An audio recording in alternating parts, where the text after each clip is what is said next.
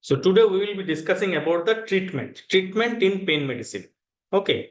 So in pain medicine, what we do when a patient comes to us for with any pain syndrome, for that matter, for any pain syndrome, we divide them into two parts. We approach them into two parts. One is symptom management at the pain generator, and one is modifying the background cause. Okay. So, treatment for pain generator is separate, and treatment for background reason, background cause, or background phenomena, which may be say like inflammatory, degenerative, infective, all many different things. So their treatment is separate.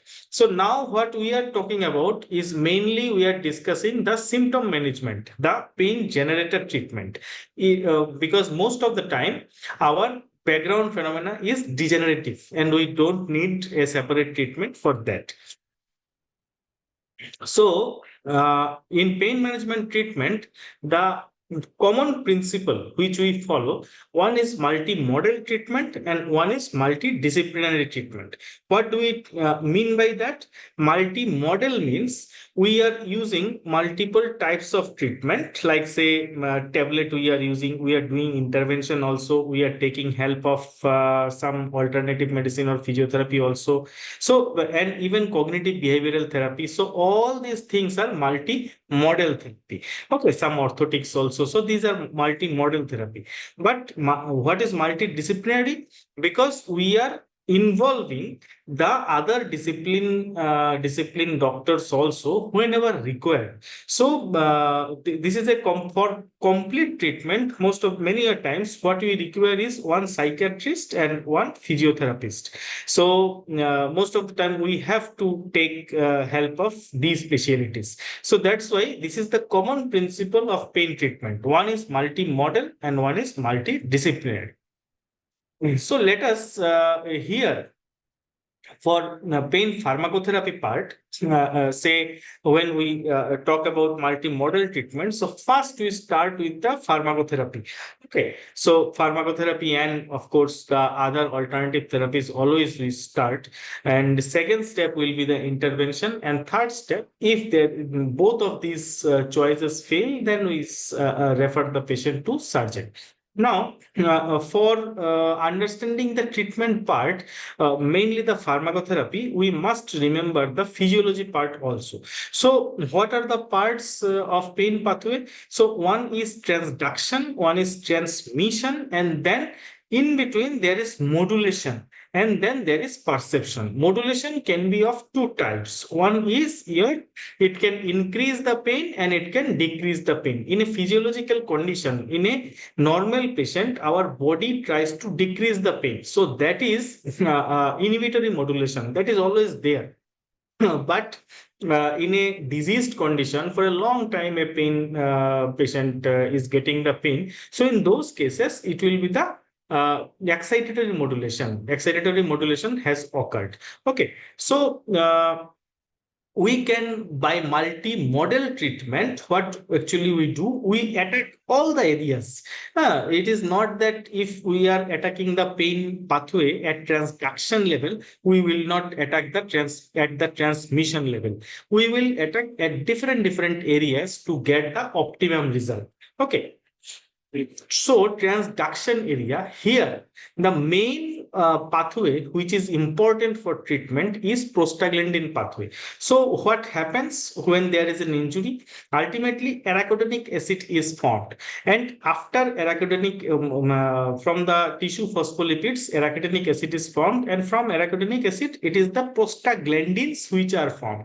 Different types of prostaglandins are there, and they have many physiological effects also, but these are formed by cyclooxygenase.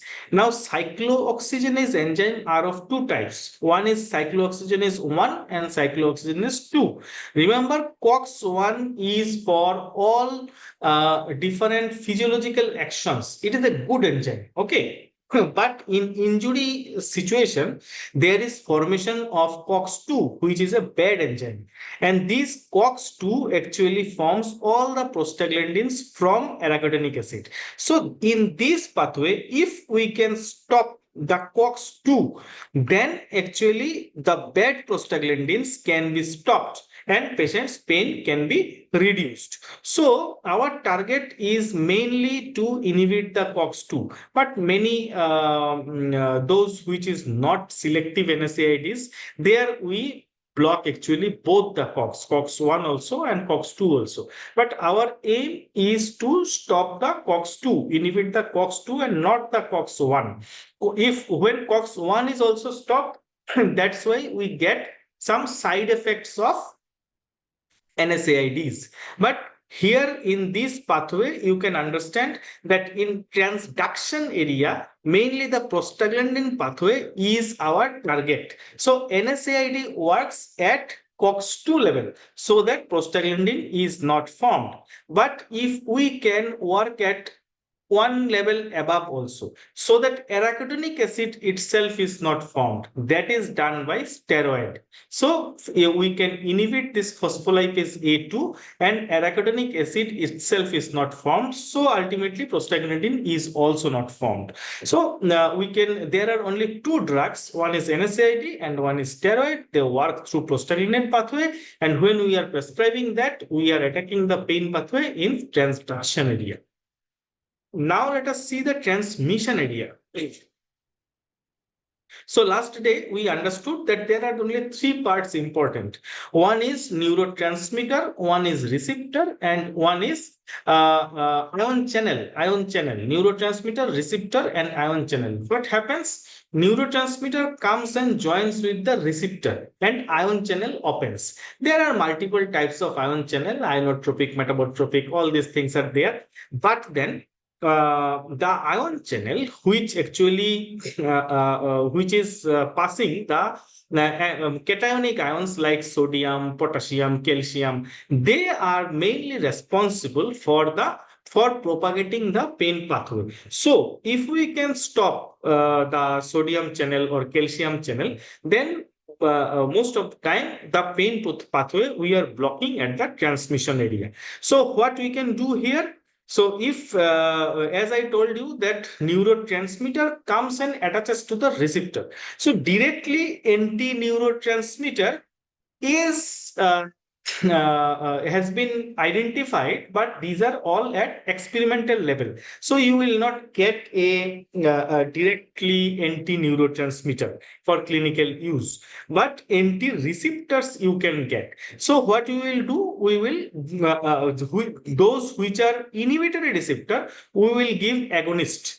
And those who are excitatory receptor will give antagonist. Okay, we'll block the this excitatory receptors and we will open the inhibitory receptors. Okay, so this is our principle. Second thing is channels, ion channels.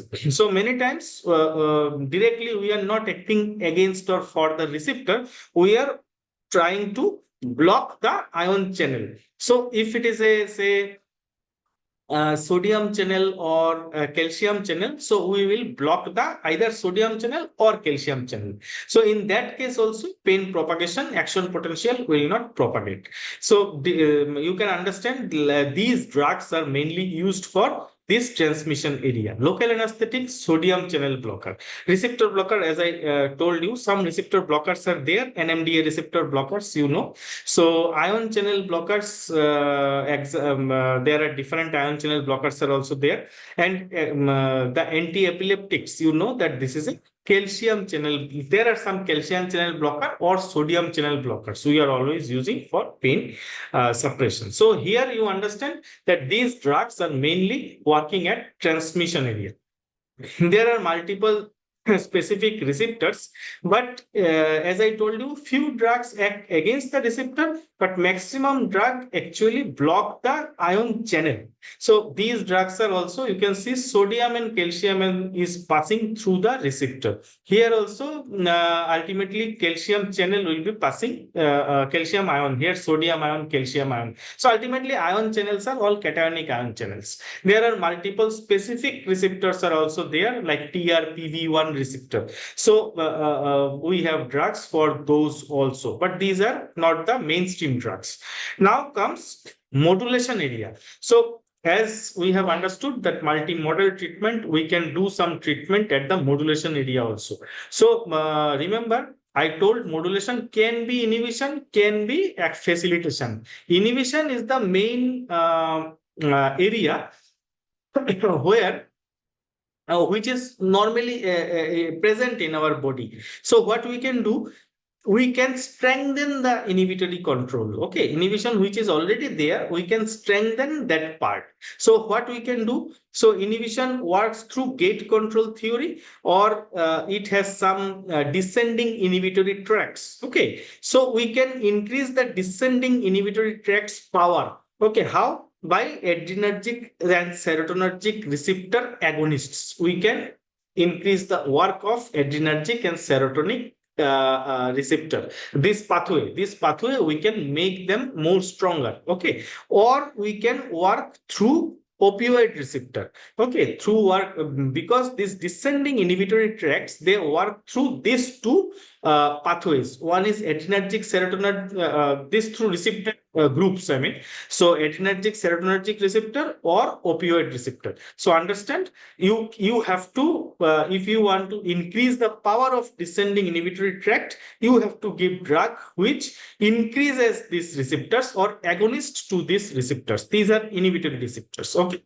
now comes gate control theory. So this is also, this is normally not working in our body always, but then this is also a normal in a physiological phenomena. You can use that clinically. So through gate control theory, if you want to use that, so that is different type of neuromodulation. How we do the apply the neuromodulation? So last day also I told that after injection, when a nurse rubs that area, so that is a kind of neuromodulation. You are stimulating the A beta fiber so that A delta fiber and C fiber transmission is not reaching to your brain. That's it. So that is done at a local level.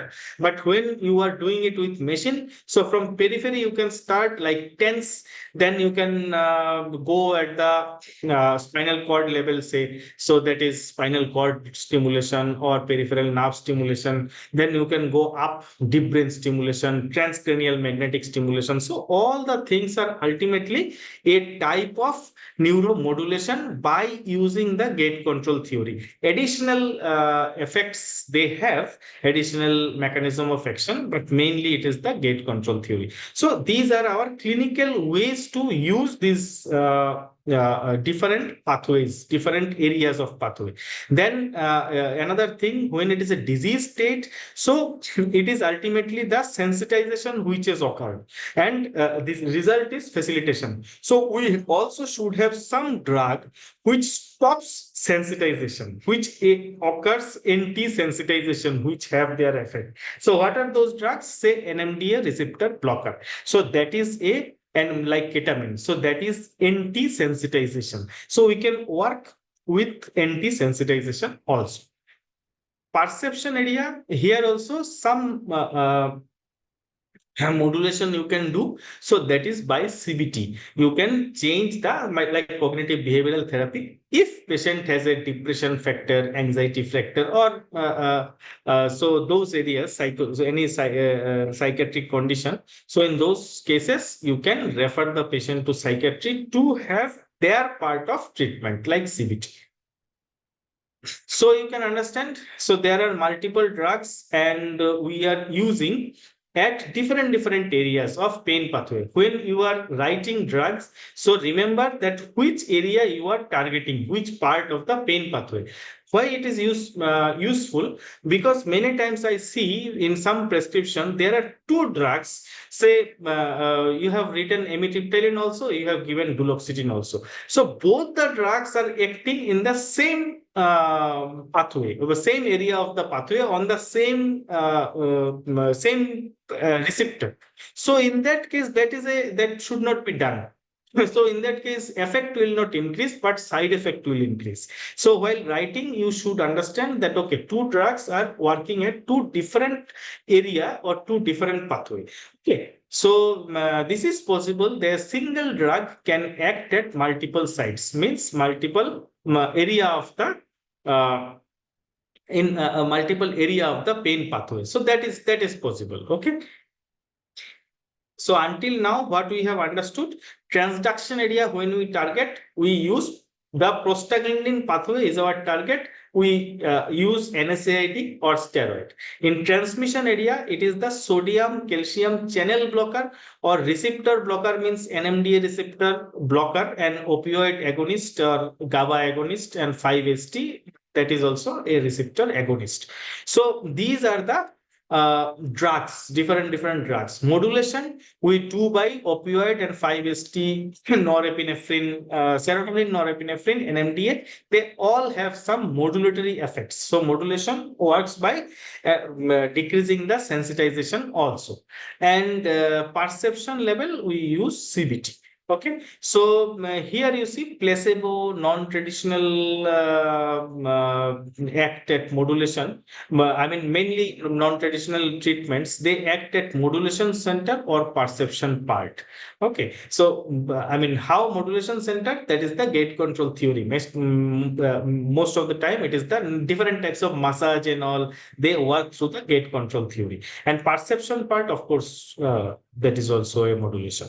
So clinical approach, first step medicine, second step intervention, third step surgery, plus other disciplines, as I have as I told you, that these other disciplines input like physiotherapy and psychiatry is always needed. So intervention, remember now pharmacotherapy is over. Now I talk about the intervention part. So intervention, what we actually do. And remember, everything what I am talking about, it is about pain generator, not the background phenomenon. So what I do in intervention, so either say pain generator, say from a joint pain is coming, or from a nerve or tendon tear from where pain is coming. So these are pain generators. So mainly what we can do, we can take care of local inflammation. In some patient, some joints say it was normal, but suddenly it is got inflamed. So you can take care of local inflammation, or you can regenerate the structure. It may be a joint, maybe a torn tendon. You can regenerate the structure.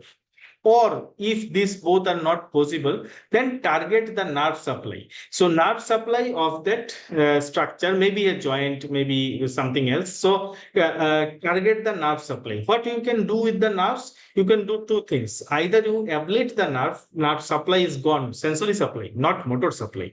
So mainly the pain fibers, you destroy the pain fibers, ablation or modulation, both are on the nerves, because modulation means you understood A beta fiber should be stimulated. So there are different drugs. Take care of local inflammation by steroid. Take care of regenerate the structure by PRP, dextrose, ozone. These are called part of prolotherapy, proliferative therapy. We are trying to regenerate. Mainly they work inside the joint or inside the tendon. Okay, target the nerve supply. As I told you, we can destroy by RF or cryo or chemical neurolysis. And modulation, you understand, by different spinal cord stimulator and all advanced procedures. So both are targeting the nerve fibers and mainly the sensory fibers. So I am not going into the individual drugs. Dr. Devjyoti will now continue. One question, sir. What is PRP? PRP is platelet rich plasma. So we will talk about that. Yeah.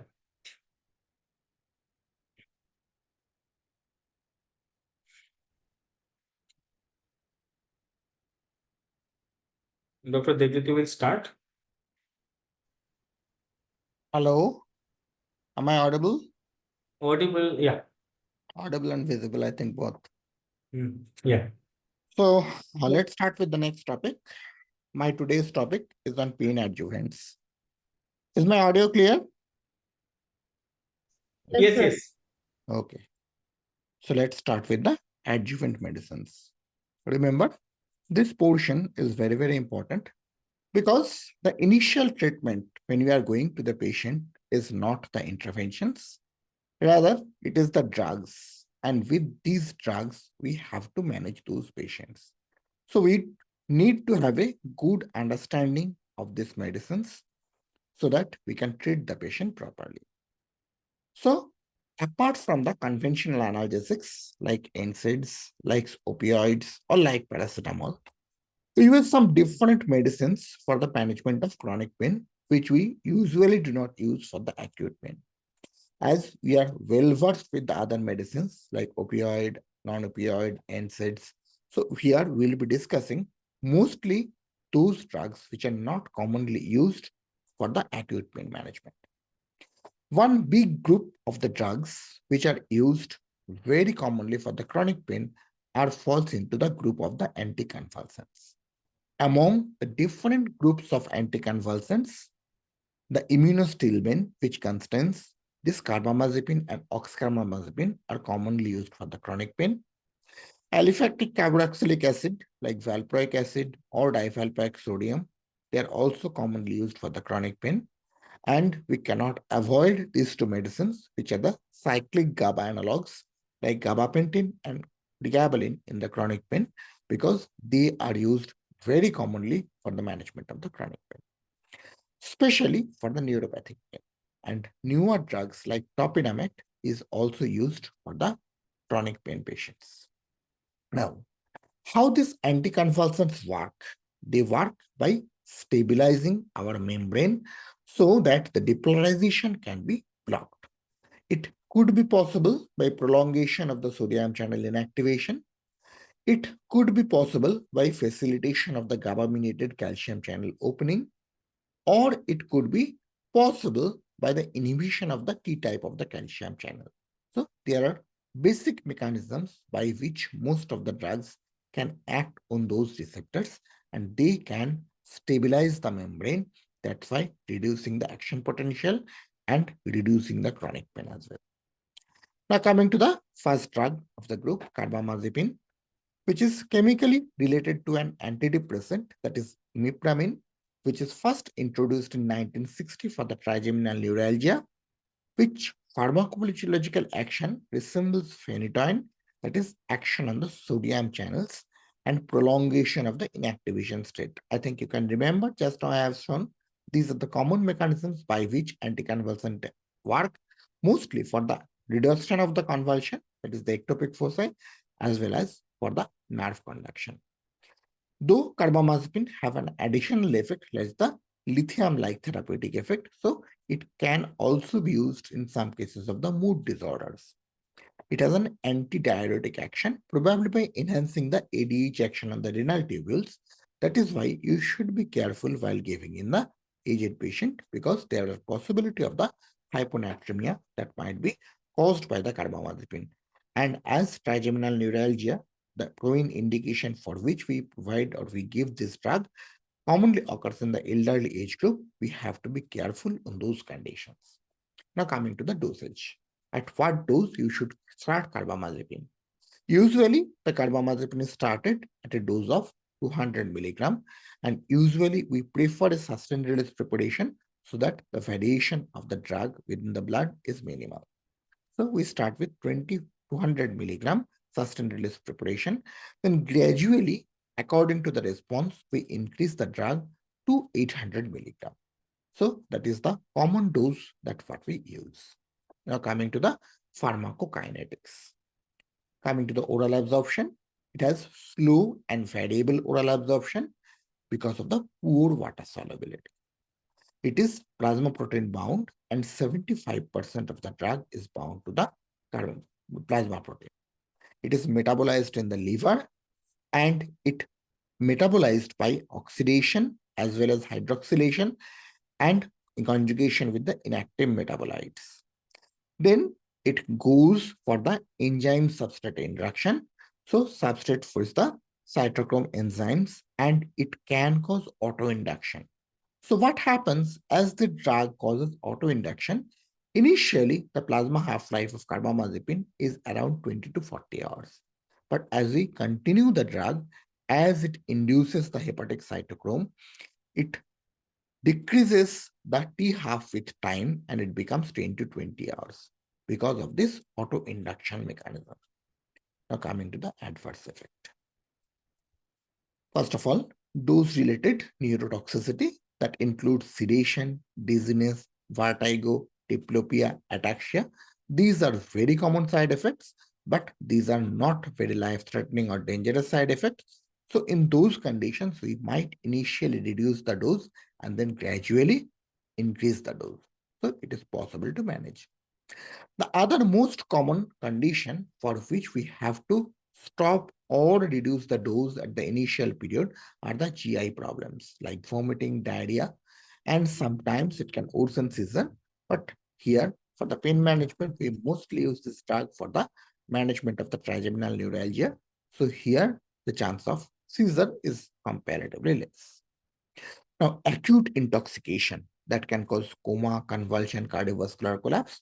Frankly speaking, these complications we do not see commonly whenever we are practicing in our chronic pain practice. But this is one of the area what is very, very important and you need to stop the drug. In fact, whenever writing carbamazepine in any prescription, always write that this drug has a potential of developing allergy. So if there is any allergy, any sort of develop, you should immediately stop the drug and report to the doctor. This is crucial and you have to know this. So what are the hypersensitivity reaction? It can cause rashes, it can cause photosensitivity, hepatitis, lupus-like syndrome. Not only these minor actions, rather it can cause sometimes agranulocytosis, aplastic anemia, toxic epidermal necrosis, even Stephen-Johnson syndrome. So you should be very, very careful about this drug. Common leukopenia, which is possible because of the hypersensitivity of the drugs.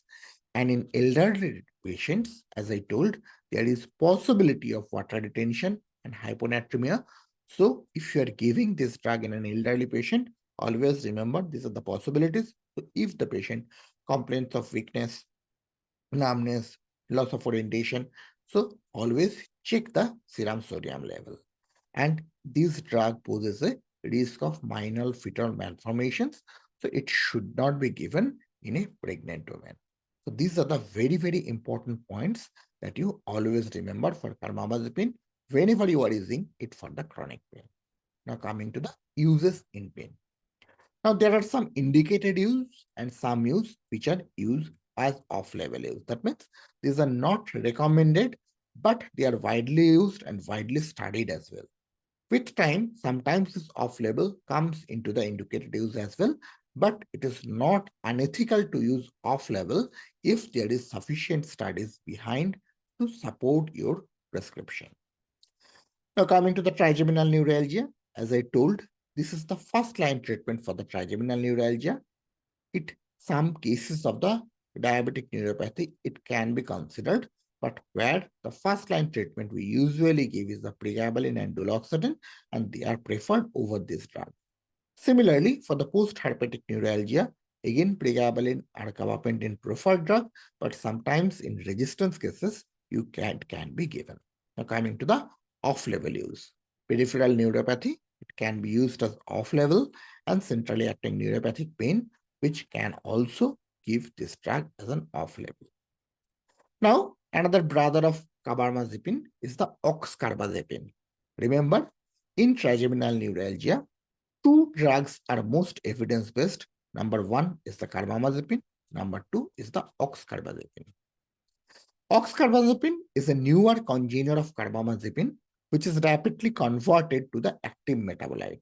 And metabolite undergoes glucuronide conjugation, but not oxidation.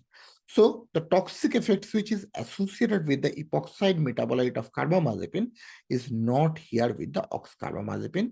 And usually we found it is comparatively less effective than carbamazepine in trigeminal neuralgia, but it is more tolerable to the patient. So if the patient is not tolerating carbamazepine because of any reason, we can shift from the carbamazepine to oxcarbazepine. So it has least marked drug interactions, and autoinduction property is not there or less compared with the carbamazepine. So it has weak enzyme inducer property. So that part is also safe in case of oxcarbazepine. It has lower risk of hepatotoxicity compared to carbamazepine, but it has high risk of hyponatremia compared to the carbamazepine. So we should remember this drug. Indications. Indications are also similar to the carbamazepine, but this drug is potentially better tolerated. And dose to dose potency is usually 1.5 times less than carbamazepine. That means in a patient, if you are treating with a 200 milligram carbamazepine, you should require 300 milligram of carbamazepine in those patients.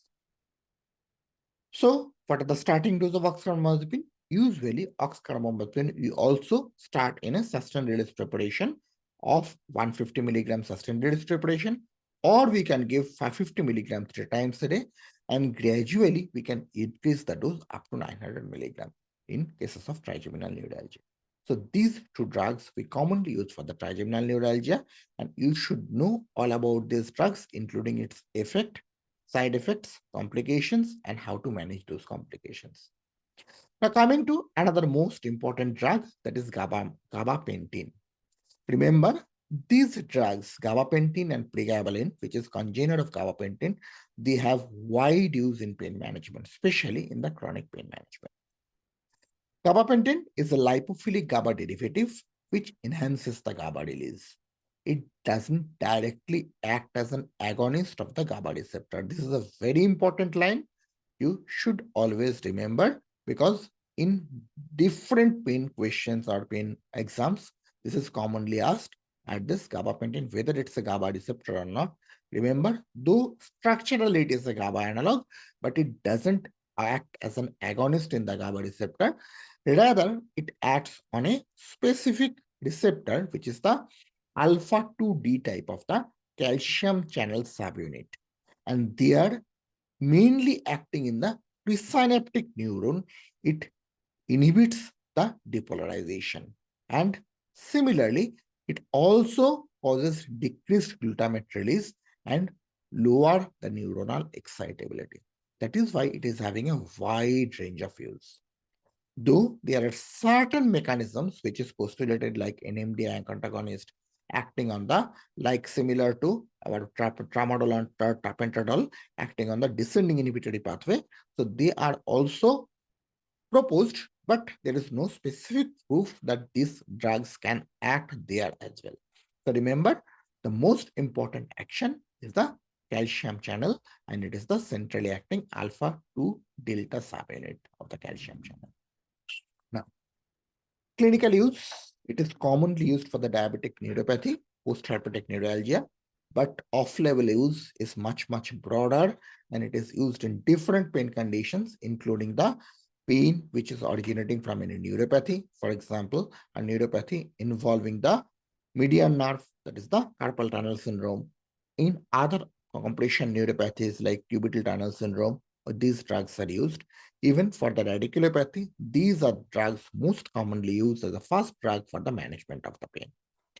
So you should read and you need to know all about carbamazepine. Now, oral absorption, it is well absorbed orally.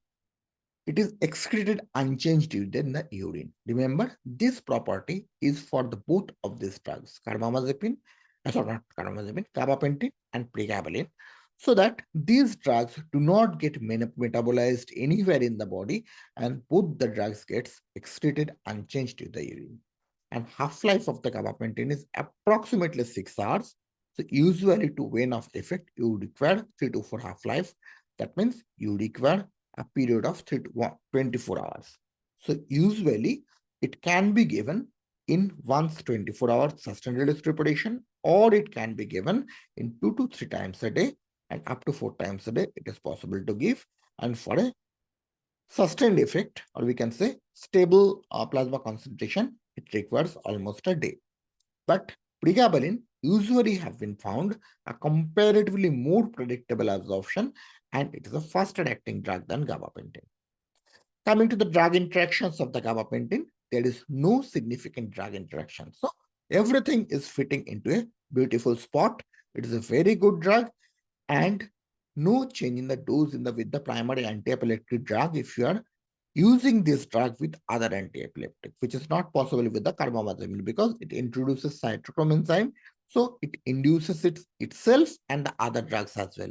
Whereas carbamazepine is do not require those drug interactions and dose adjustments.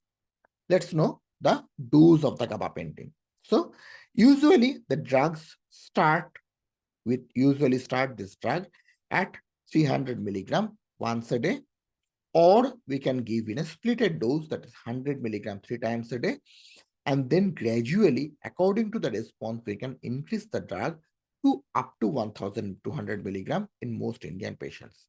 If you see the books, it is written 3600 milligram even in some books, but for the Indian patients, going to such a higher dose is very difficult because patients feel irritated, there might be edema, and a lot of other side effects might happen.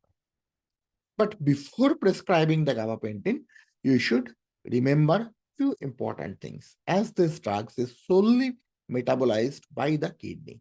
So we should check the renal function, because if there is hampered renal function or reduced renal function or renal compromise is there, then there are chances that this drug might get accumulated, leading to toxicity. So in renal impairment, this drug should be reduced in dosage. So there are guidelines and charts by which you can actually do that. This drug has a potential to cause hyperthyroidism. So check of the thyroid function is also very important while prescribing this drug. And those should be titrated slowly according to the response and tolerability. And usually a weekly increment of 300 milligram is usually considered a good increment for these patients. It has a potential for abuse and dependence, though it is not as like as opioids, but you should know that this potential is there and you should give with your judgment and accordingly. So the patient should be assessed suitably prior to the commencement of the treatment. That's the final word of this slide. Now coming to the side effects. The most common side effect includes sedation. Other side effects may include tiredness, dizziness, unsteadiness. Sometimes patient complains of lightheadedness. Sometimes there might be swelling of the hands and feet, peripheral edema. It is possible, though this complication is more with pregabalin than gabapentin. Now coming to the pregabalin. Pregabalin is another medicine which is the congener of gabapentin, and again it is widely used for the pain. They share similar pharmacologic and the pharmacokinetic properties like gabapentin, and clinical indications also overlap with gabapentin, though as this drug is studied by more companies and it's a newer drug, some new indication is also FDA approved for the drug, like fibromyalgia. Okay, this drug is approved for fibromyalgia. So it can be used for the neuropathic pain conditions. It can be used for the diabetic neuropathy, post-herpetic neuralgia, complex regional pain syndrome, and other chronic pain types as well. The dosage is usually 75 to 600 milligram. But again, for Indian patients, we usually start from a lower dose, either 25 milligram twice or 3 times a day, or 50 milligram at bedtime, and then gradually increase the dose. Though, as per book, the sedative effect of pregabalin is comparatively less than gabapentin, but in practical world, we see pregabalin is as sedating as gabapentin in most of the patients. So you ask the patient, you say the patients that this might cause sedation. So you take these drugs in the evening, especially I prefer to give the drug at around 7 p.m. and ask the patient not to operate any machinery for that day. This is very crucial because otherwise there might be chance of accidents. Coming to the side effect profile. Claimed to be less prominent sedative side effect compared to the gabapentin. Potential side effects include impaired concentration, rashes, peripheral edema, and weight gain. So these are all the possibilities that might happen with the pregabalin. Now, here this slide is very important because we need to know what is the difference between a gabapentin and pregabalin, why you are writing. Actually, what happens, there are certain drugs which falls under the same group, similar pharmacokinetic and pharmacodynamic properties, and sometimes it is very difficult to judge why we are giving this, not the other. But for the gabapentin and pregabalin, I searched and I found and make this slide for you to make and understand where you should use what. So pregabalin, it's linear, predictable absorption is not affected by the food. So that is the advantage of pregabalin. You can give before food, you can give after food. Whereas in case of gabapentin, it is more affected by the food. It is preferred to be given before food, but it can also be given after food. Less variability between the patients in the absorption between the gabapentin. So pregabalin is having a more predictable absorption. So if you want to give it in a patient who is having sudden neuropathic pain, say for example, the patient is having a radicular pain, you can prefer gabapentin for the initial part of the treatment over the gabapentin, prefer the pregabalin over the gabapentin. And it has higher and more consistent bioavailability that is also good in the acute conditions. Mechanism of actions, both are same, they are not different, and they reduces more excited transmitter more potentially than the gabapentin. And clinically used, it is approved for the fibromyalgia and generalized anxiety disorder, which is specific for the gabapentin, but USA FDA approval still not there for the gabapentin in those two conditions. But otherwise, these drugs can be given interchangeably without any major problem. But if you are facing any issues with the gabapentin, you can switch over to the other medicine. So any questions about these medicines that I can solve, then I can go forward. Dr. Kritika? Yes, sir. You understood the things now because you have to write every day these medicines. So you have to know the detail of it. All right, let's move to the next portion. That means now we'll be moving to the another group of medicines. They are age-old medicines, but still used very commonly for the chronic pain. So what are those? They are the antidepressants. Among the antidepressants, there are different groups. If we count from the older one, starts with the tricyclic antidepressants. Then we have the atypical or heterocyclic compounds. Then we have the third generation compounds, which are the serotonin, selective serotonin reuptake inhibitors. Then we have the MAO inhibitors like selegiline, like phenelgin. These are there. And we have another group of medicines like SNRIs, that is serotonin norepinephrine reuptake inhibitor. So among these medicines, we have found that the tricyclic antidepressants and SNRIs are more useful in chronic pain than the other medicines. We all know for depression, the selective serotonin reuptake inhibitors are more commonly used. But for pain, we prefer both inhibition, that means reuptake inhibition of the serotonin and norepinephrine. This proves that norepinephrine inhibition is very crucial for the management of the chronic pain. And all these drugs work by activating the descending inhibitory pathway. So what is descending inhibitory pathway? There is a pathway by which the pain from the periphery goes to the brain, to the thalamus and then to the cortex. Now, it starts from the peripheral neuroreceptors, it continues to the dorsal horn, then it continues up among the spinothalamic tracts, and then it goes to the thalamus, and from there it goes to the cortex. But apart from this conventional antegrade tract, there are some descending inhibitory tract as well, which start from the periaqueductal gray matter and which ends in the spinal horns. So these inhibitory pathways, when they are stimulated, that actually causes reduction in propagation of the impulses from periphery to the brain and ultimately reducing the pain. So these are the nerves which are acting as in opposite with the antegrade pathway. So, and in this descending inhibitory pathway, our neurotransmitter is these two, that is serotonin and norepinephrine. And if we can increase the concentration of the serotonin and norepinephrine in this descending inhibitory pathway neurons, then we can effectively manage and block the pain. And this is an unique technique by which actually the peripheral sensation can be blocked from entering the cortex. Now, among the older drugs, amitriptyline and nortriptyline are in a very high use.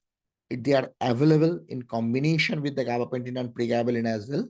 You might have known this pregaba NT, pregabit NT. These are basically combination of the pregabalin and nortriptyline, whereas GABA neuron 80 are these are So I'm telling you the brand names because I think most of you are from India. So these are the drugs which are combination and they act synergistically to reduce the pain by acting on the descending inhibitory pathway. What is the difference between the tricyclics and the SNRIs? Remember, tricyclics are older compounds. They act on various receptors, not only serotonin or norepinephrine, rather it has action on the NMDA and other inhibitory receptors as well.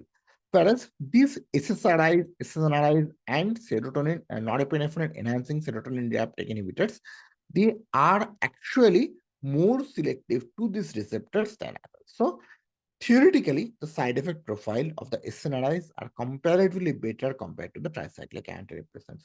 Among the SNRIs, two SNRIs, duloxetine and venlafaxine, are commonly used for the chronic pain, whereas the duloxetine is more studied, and even today, because of the evidence, we use more of the duloxetine than venlafaxine. Now coming to the amitriptyline, age-old drug, it's a safe drug, but with some riders, that means there are some side effects, and in some patient you have to be careful. Usually, we follow the rule: start low, go slow. That means begin with 10 milligram at bedtime. Sometimes 5 milligram tablets are also available by some pharmacological companies, and you can start even if you are not sure about the sedation, the arrhythmia, and other side effects of the amitriptyline. You can start even a smaller dose and gradually increase the dose and adjust the dosage based on the response and side effects. Gradually increase the dose by 10 milligram increments. Consider reducing the initial dose and increments to 5 milligram if over sedation occurs. But remember, though it is said it is sedating, but it is not that sedating. You can usually go up to 50 milligram. And usually for pain, 10 to 20 milligram is good enough. You rarely have to go to the level where actually it is more having the antidepressant property than the analgesic property.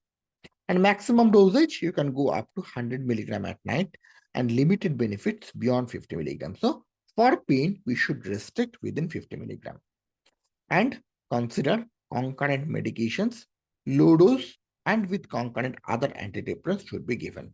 And I should add one part also, serotonin syndrome. I will come just 2-3 slides because you should be cautious while combining the drugs that is acting on the descending inhibitory pathway. So tramadol amitriptyline or tramadol nortriptyline. So both acts on the descending inhibitory pathway. Tramadol has dual action, descending inhibitory pathway, as well as it acts as an opioid. So in those cases, you should be careful. But before that, let's see what are the contraindications of the amitriptyline. So amitriptyline should be avoided in patients with the arrhythmias because the most common side effect that can occur is the sinus tachyarrhythmia by the amitriptyline. And you should not give it in a patient with the post-myocardial infarction, especially in the recovery phase. Use in caution in certain populations like elderly patients, especially elderly male patients, because of the anticholinergic property, they might have retention of urine like glaucoma, prostatic hypertrophy, and cardiovascular disease. You should be very, very careful. Now, safety precautions, exercise caution for the patients who drive or operate a machinery, especially during or after the dose increases or initiation.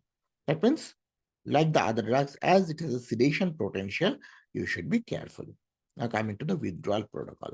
Usually, we say if there is no response, even after giving 4 to 6 weeks of these medicines, then you can withdraw slowly and you should reduce by 10 milligram weekly, and then you should stop the drug that it is not responding. Now, the next important topic is the serotonin syndrome, and you remember this is not a very common occurrence. But if it happens, it is very dangerous. So you should detect this case early and you should go for the appropriate symptomatic management. But the first management is the stoppage of this offending drug. So serotonin syndrome increases when there is a dangerous level of serotonin achieved in the descending pathway and CNS. And it might happen if you are co-prescribing tramadol, tricyclic antidepressant, duloxetine, SSRIs. That means whatever drug you are acting on the descending inhibitory pathway, if you are combining together in a very high dose, you might having the risk of serotonin syndrome. Serotonin syndrome is a serious drug reaction that occurs when there is too much of serotonin buildup in the body. So symptoms are the agitation, confusion, rapid heart rate, high blood pressure, sweating, tremor, diarrhea, fever. In severe cases, serotonin syndrome could be life-threatening and requires emergency treatment. So we have to be very, very careful while prescribing this group of medicines. Coming to the duloxetine. Duloxetine is a drug which is approved for the diabetic peripheral neuropathy and osteoarthritis. Yes, you heard it right. It is osteoarthritis. Now it is USFDA approved medicine for the osteoarthritis because it has been found that in chronic osteoarthritis, for the long-term management of pain, this drug acts like a charm. It is not having any major side effect when you are giving it for a chronic duration. That means you are giving it for a long time. And usual dosage in the diabetic neuropathy is 60 to 120 milligram, but initially do not start with such a high dose. Start with 20 milligram at bedtime and then gradually increase over time to up to 90 milligram. That's what we commonly go. And usually begin with 20 to 30 milligram and then gradually increase the dose and monitor the response and discontinue if it is not responding within 2 months. Okay. And contraindications, it is not recommended for patients with the liver disease and in severe renal impairment. In those two conditions, you should not prescribe this medication. Now coming to the side effect profile. Though it is said that it is safe in most of the patients, but still there are some conditions that you should remember, like nausea, vomiting. That is a very common side effect with the duloxetine, and some patients initially complain of this side effect. So there are two ways to encounter this. Number one, reduce the initial dose to a lower dose, maybe even a half tablet of 10 milligram, and start it, and then gradually increase the dose. That is the way to go forward with this complication. And you can add some antiemetics as well for the initial 1 week. Then it might have dry mouth, headache, fatigueness, drowsiness, insomnia, dizziness, lightheadedness. Then it might be decreased appetite and weight loss, sexual dysfunction that can occur with any drug that is acting on this mechanism. Then sweating, then increased blood pressure, and the bad thing which we should not want anyone to happen is the serotonin syndrome. And you should remember the duloxetine having this potential. So be careful while prescribing the duloxetine. Next, coming to the another medications which is commonly used for the neuropathic pain, that is the capsaicin. So capsaicin acts on a receptor which is known as the transit receptor potential cation channel subfamily 5 member 1. Don't remember this complex name, just remember it is TRPV1. Capsaicin activates TRPV1 receptors, which results in the sensory and neuron depolarization. And when it is given, there is initially heat, acidosis, and endogenous agonists. So on topical, initially it gives the sensation of the heat, burning, stinging, itching. But when it is there for a long duration, that means it is there with these sensations, then ultimately it will cause loss of responsiveness to the stimuli. So this is the common happening that might occur and reduce spontaneous activity. So it is licensed for the painful diabetic neuropathy and post-herpetic neuralgia. It is recommended for the local neuropathic pain when the oral treatments are contraindicated or not tolerated. Capsaicin cream of 0.025% strength is used for the osteoarthritic pain, which is not indicated for the neuropathic pain. So most commonly what we found in market is the low dose, which is used for the osteoarthritic pain. Now, regarding the application, apply a pea-sized amount to the affected area for 3 to 4 times daily. Advise patients to wash hands immediately after the application. Avoid using in the broken or irritated skin. And usually, you should try for at least 1 month. If it is not responding, you can discontinue the drug if there is no benefit observed.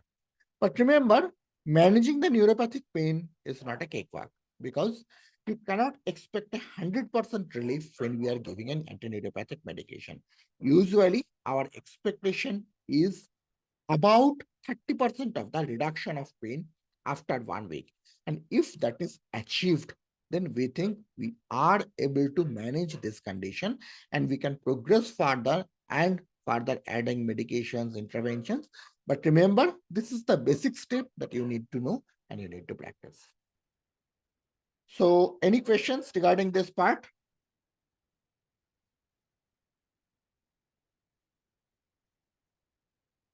No questions. Fine. So may I ask some questions?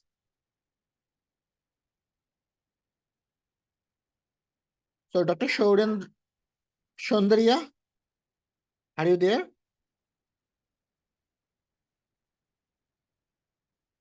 Hello? No. Anyway, they are there. They are physically present, but I think they are mentally absent thing in the class. So next topic. Chinmaya, can you take one topic now? And I will take the other next. You Which take one the you need? PRP? You take the PRP first, then I will move to the next topic. No, I'm taking the steroid and this one Okay. first. Okay. You take the medicine first, then I will move to the radio frequency part. Okay.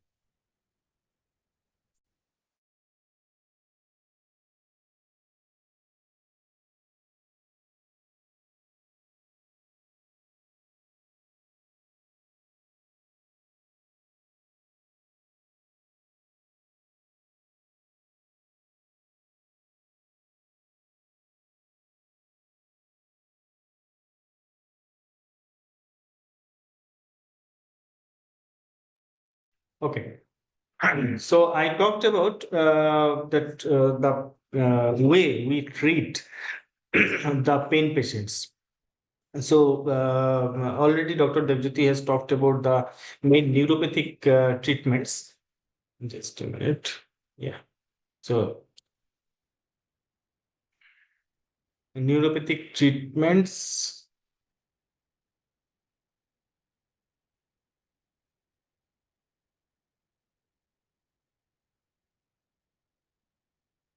Okay. Just a minute. You can see my slide, no? It is clearly visible. Yes, sir. Oh, okay.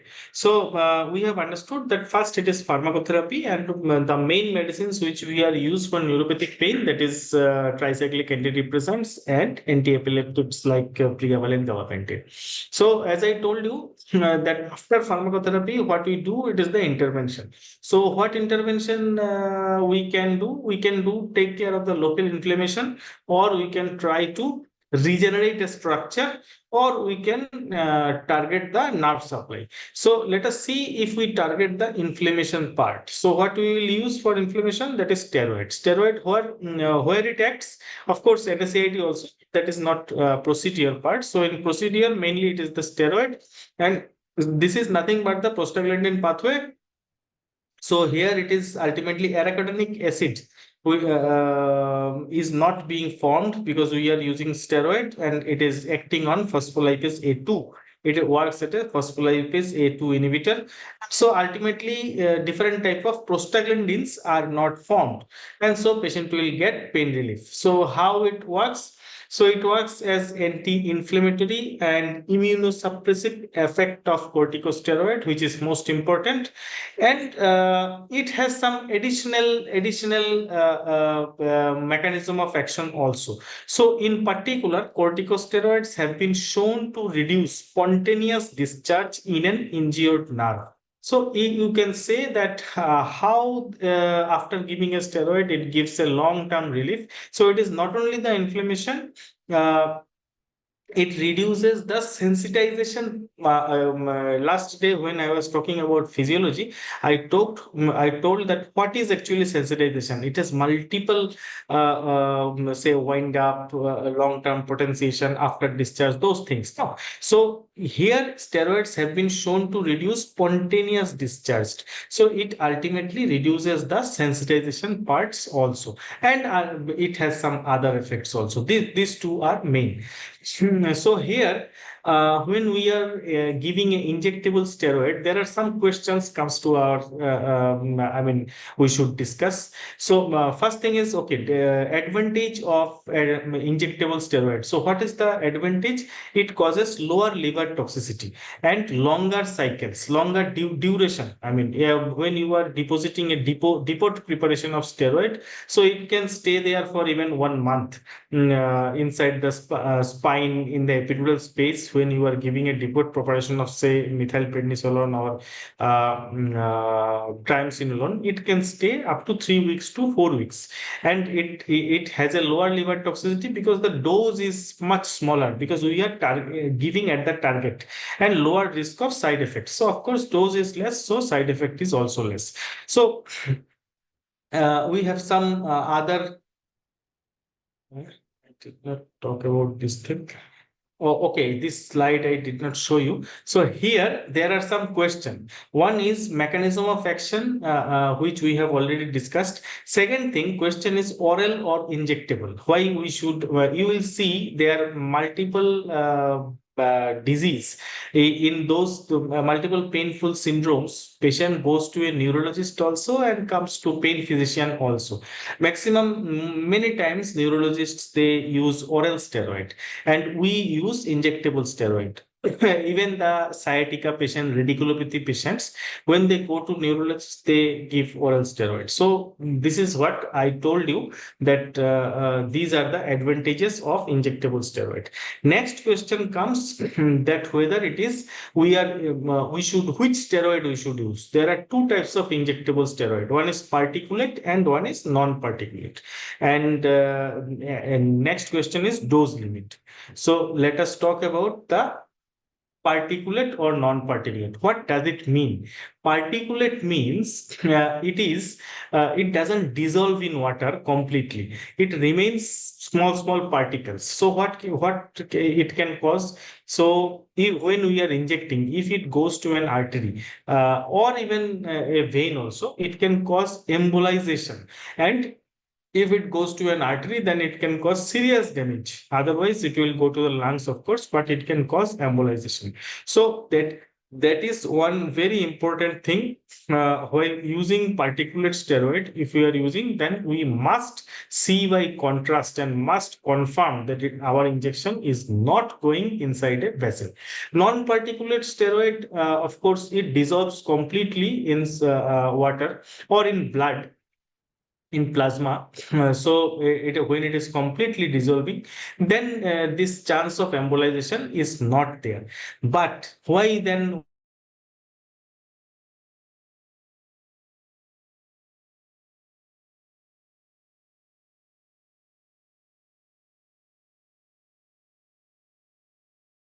So, in many cases, we choose the particulate steroid, but of course, not in those places where there is too much of artery or vein. In those areas, we will choose the non-particulate steroid. So here, see, particulate steroid include methylprednisolone acetate and triamcinolone acetonide. So these two are mainly available in India, and we are using these two particular steroid.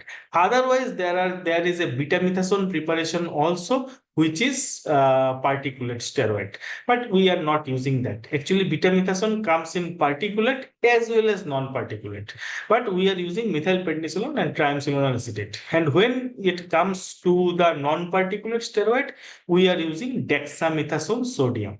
So in which areas actually we will use the particulate and which areas non-particulate? Say in the cervical spine, we are doing any procedure. So in the cervical spine, in most of the areas, it is very much vascular. Say one transforaminal area, or even in the epidural injection, it is very much vascular. So in cervical spine area, we will go for non-particulate steroid.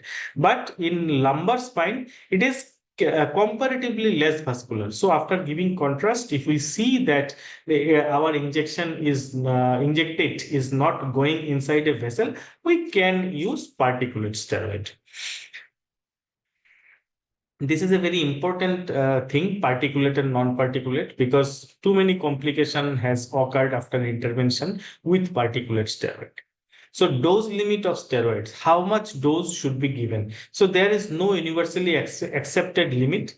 Uh, Different specialties are giving different type of steroid dose for different reason, so there is no accepted limit. Only remember for our pain procedures, as this pain procedure as far as concerned, then spacing between intervention is important. You are giving a transforaminal epidural, say epidural steroid you have given in one patient, so you should not repeat it before 3 months, or even say 2 months, 2 to 3 months. Before that, you must not repeat. And it is not that every 2 months you will go on giving. You can try at least once or maximum twice, not more than that. If it is not working, not working, you have to go for next option. So one thing is spacing between intervention is important, and also the whether it is acting or not, whether the effect is acceptable or not. That is all. That also you must see, and minimum effective dose is advised. That means,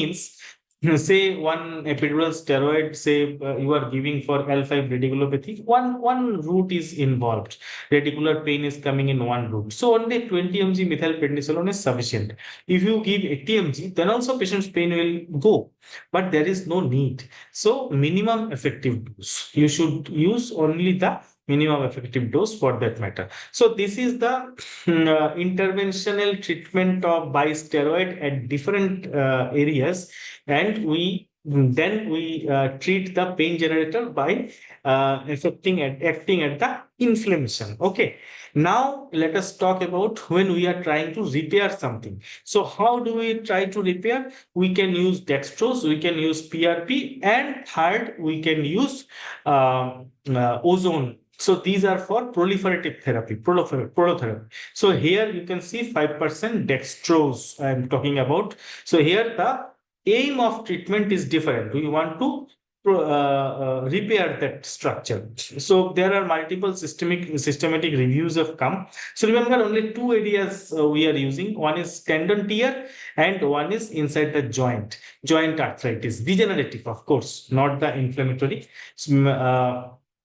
So here you can see that is supported for the treatment of tendinopathies, knee, finger joint OA, and ligament dysfunction. So these are the indications. So, and this is also a systematic review. So advise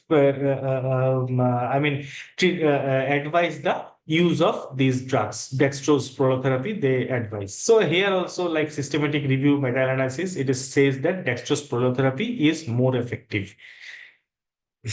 Here, just a minute. Okay, so here also you can see that meta-analysis is there for knee osteoarthritis. So here also dextrose prolotherapy, it is showing that it is a promising treatment. So there are multiple evidences where it has been shown. So what is the mechanism of action? Remember, modulation of the inflammatory process. It restarts the inflammation. So what happens, say in a tendon tear, so it happens that, or tendon tear, or in arthritis also, what happens that whenever one structure in our body is injured, there should be inflammation and the structure should get repaired. But what happens in degenerative cases, the inflammation either it repairs but not with the normal or normal structure. It repairs with a abnormal structure, abnormal or weak structure. So that is one dysregulation of inflammatory process, or the inflammation stops in between and it does not repair. So these two things can happen. So why these drugs are given? They actually restarts the inflammation process again, and it is assumed that this time inflammation will go in the right path, and that structure will be repaired.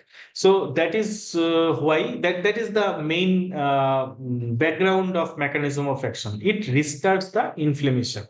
So proliferation action, there is, of course, fibroblast and chondrocytes, they produce the main many growth factors. So there is the in this repair phenomena, when 5% dextrose is being given for protherapy, so there is a role of growth factor. So different type of growth factors are there, and they have a role in proliferation. There are ATP based theory also. So it is said that in some area where there is no good blood supply, and that's why the repair is not being possible, because the blood supply is not there and glucose is not being available at that area. So if you suddenly inject glucose there, so again inflammation can start, and the ATP can be available. So these are all theories, not completely accepted. And other effects, it inhibits the TRPV1. So here we are talking about dextrose, but what is the percentage that I'm telling you? So one thing is side effect. As I told you that it is restart the inflammation. So inflammation has a part of dolor, means pain. So local, it will restart the pain. So after intervention, the pain can increase. So local pain and local infection. Dextrose is a good culture media for all type of bacteria. So it can cause infection. So you have to be very careful. First thing, and local pain can increase after intervention. So while starting the intervention, before that, patient should know that this doesn't give immediate pain relief. This is not for pain relief. This is for repair of the tendon, so that patient gets pain relief after some time. Okay, so it may take, say, 3 months, up to 3 months, to give the complete pain relief, if of course the repair is ideal. Then questions: what is the ideal concentration? So 5 to 25% all has been used. There is no ideal globally accepted concentration that you have to use this much one. So we are using only 10% dextrose. Ideal volume 2 ml to 10 ml means where you are injecting. Inside the joint, you can go up to 10 ml. Inside a tendon, 2 ml is also more than sufficient. So different patient characteristics and different pathology dictates us that how much volume and how much concentration should be given. So there are multiple other studies are there. So you can see 15%, 15%, 5% here and there. So different people have given different volume and different percentage, and even multiple sessions may be required. Okay, so this much is dextrose and steroid I have talked about, and these two are with different motive. Now I will talk about the PRP also. Together I will finish that part. So you can see PRP. So remember, PRP. So PRP, the aim of PRP is also the repairing part. We want to repair that area. So it is also for joint and tendon. But as 5% dextrose is a different thing, we are injecting. PRP comes from the patient's own blood. And here also growth factor is the main component which is giving the actual result. Okay, so PRP also starts an inflammation, but then here inflammation is not the main restarting of inflammation is not the main keyword. Here keyword is the growth factor. Okay, so blood components, as we know that plasma and form component. So form component is 45%, then platelet is 1%, and then from the platelet we can see the parts of okay, so part of platelet, it has alpha granule, it has dense granule, and other parts also. Just a minute. Okay, so you can see that alpha granule, dense granule, and lysosomes. So here in the platelet. That is 1% of your blood in platelet. So after that, alpha granule has so many things. Chemokine, coagulation factor, all these things. Here, only the growth factor is important. So it is the very small amount of your blood, not the blood volume, the very small one amount, which is the growth factor, that is important. Okay. And one more thing is PRP is not a new medicine. It is, you can see different type of specialties. Different specialties have used it for different reason. Okay, even the somebody is telling anything. No. So different specialties, arthroscopic surgery, oral implant, ulcer care, so many different areas it has been used. So it is a very old drug. So here, when people, different specialties have given different names also. So somewhere it is, when we mention, they have written it under regenerative medicine. Somewhere in orthopedics, they use it as orthobiologics. Otherwise, we use it as prolotherapy. Ultimately, all the things, these are talking about the same subject and using the PRP only. So I'm not going. So here you see rational between the PRP. When we are what we are doing, we are, as I showed you, that from the platelet we want the growth factor. So here PRP provides the supraphysiological concentration of chemokine and other cytokines involved in immune regulation, and in doing so, PRP can rebalance the molecular milieu. So there suddenly, when the growth factor is given, so repair process again starts. So that is the main rationale. And there are many other effects like stem cell mobilization. It can enhance mobilization of stem cell also. So these are different positive effects has been found by different researchers. But mainly PRP, the important thing is it is the supplier of growth factor, and we want to inject it inside the injured tissue. It has many other different positive function. Okay. Here, one more important thing, in all stages of the tissue repair, here advantage. Let us see the advantage of PRP. First thing, PRP is an autologous product, so no known adverse effect. It is made from the patient's blood, so you can understand that patient will not have any adverse effect. Second thing, easy preparation technique and its broad application. You can understand that it is used in many different conditions. Disadvantage, lack of standardization.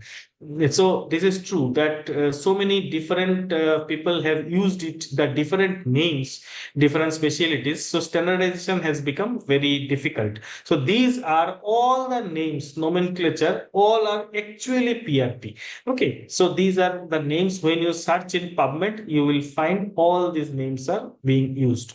So as I told you, that PRP has lack of standardization. So there are some factors like say method in the when we talk about the studies, when they have done the studies. So we have found that whether it is people are using making the PRP. These are the factors like machine made or handmade, activation, activated or non-activated. This is a concept that when we are giving the PRP inside the tissue, what is the I mean, it can happen that all the growth factors are not released together, and they are getting released one by one gradually. So what will happen, that supraphysiological concentration will not occur and the inflammation will not start. So some other materials or some other ingredients is mixed with the blood, prepared blood, so that the all the growth factors are released at the same time. So that is called activation, and those ingredients are called activator. So whether during injection in someone has used activator or not activator, so that is the difference. Someone has when they are using the PRP, whether RBC has been completely removed from there or not, or it is still there.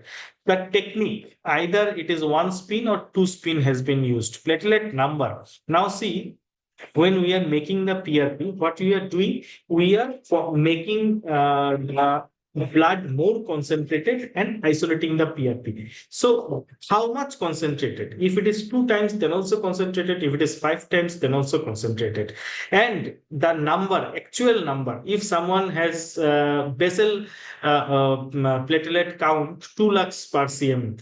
Okay, so after 2 times concentration, it will become 4 lakhs only, but then someone has only 1.5 lakhs, so after 2 times concentrating it will become 3 lakhs, so there is a difference. So this difference is also important. So yeah, here this has been found that here also that concentrating abilities, concentration achieved by different researchers were different. Okay, then people have used a image guided intervention or not, that is also different. Leukocyte has been removed completely or not from the platelet which has been made, so there was difference. Okay, remember, when we use, it is machine made, we do not use any activator. It is RBC poor, means there is no RBC, we remove all RBC. SP1 means spin, single spin, we use single spin method. Platelet concentration 6 to 8 times, nearly we make it 6 to 8 times concentrated, 6 times at least concentrated we make. Okay, then comes your image guided, we always do image guided activation. Okay, leukocyte rich we do, because we do not use any specific WBC filter, so some amount of WBC can be there, and light activation is we are not using. So this is our preparation of PRP when we are using. Okay, so remember, there has been multiple studies. So here has been the clinically working definition of PRP.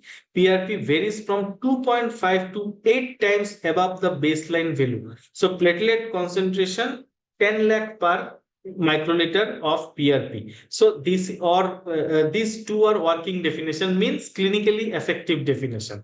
So at least remember, 5 times to 6 times at least you must be able to make concentration. 5 times concentration is has to be made there.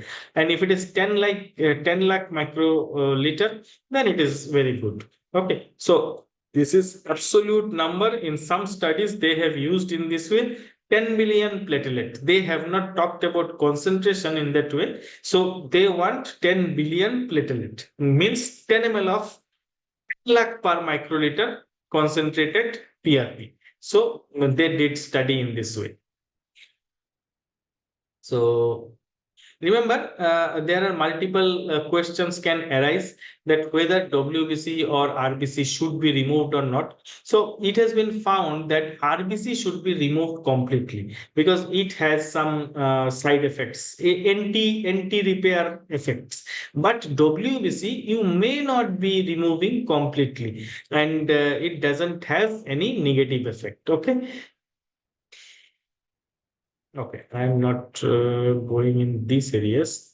Just I show you that how. So absolute contraindication, there is no contraindication as such. Only thing is that for injection purpose, of course, there is a local, I mean, skin lesion is there or infection is there. But mainly what the contraindication, which is important for us pain physician, that is if the platelet count is very less, and if the platelet patient has any platelet related disorder, okay, thrombocytopenia or like this. So in those cases we cannot use the patient's platelet. First thing. Second thing is NSAID, which is anti-inflammatory. Though the growth factor is important here, but still here we will not use the PRP therapy if there is anti-inflammatory drug has been used, because we want with the supraphysiological concentration of growth factor, ultimately inflammation has to work, so anti-inflammatory must not go on. So if the NSAID should be stopped for at least 2 days, corticosteroid injection at treatment site within 1 month we will not do if it has been given already. So we'll not go for PRP therapy and systemic corticosteroid using within 2 weeks. So ultimately, there should be a gap from steroid, a long gap. And NSAID also, at least for 2 days, you must stop. And other things, it's okay. And remember, after giving PRP also, patient may have local pain, but you will not use any NSAID. You will give tramadol or paracetamol type of drug, but not anti-inflammatory. If patient is taking for, say, some patient is taking steroid for some other reason, then you must not go for PRP therapy in that patient, because you have to restart the steroid, and that is going against the rule of using PRP. Now, preparation technique, as I told you, 1 spin or 2 spin means here you will take, say, a 10 ml vial, and you will take 10 ml of blood, and then you will put in a centrifuge.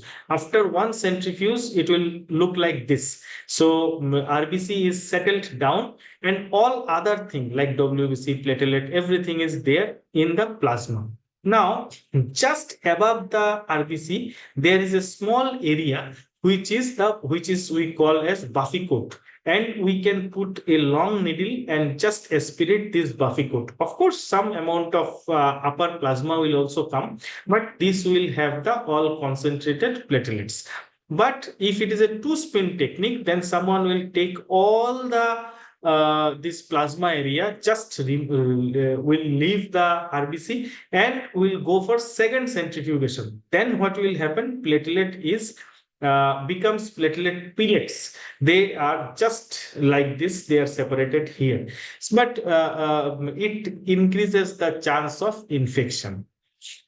So first step, you buy the machine. Second step, you can go for a cheap method, but we use this type of sets actually. And after taking blood, just do it. Okay. So after first centrifugation, RBC is settled. And after that, there is a Buffy coat, which we call as platelet-rich plasma. And after that, this area is platelet-poor plasma. So what it has basically WBC and plasma part, some other plasma proteins and all. So we are mainly interested in PRP. So this area. So this is a Buffy coat method. Okay. So here you can see blood has been taken. After first spin, it has been like this. Now someone can go for second spin and can achieve the plasma pellets. These plasma pellets again, separated and injected. Okay. So we do not go for 2 spin method. We just use 1 spin method itself. And what is our protocol?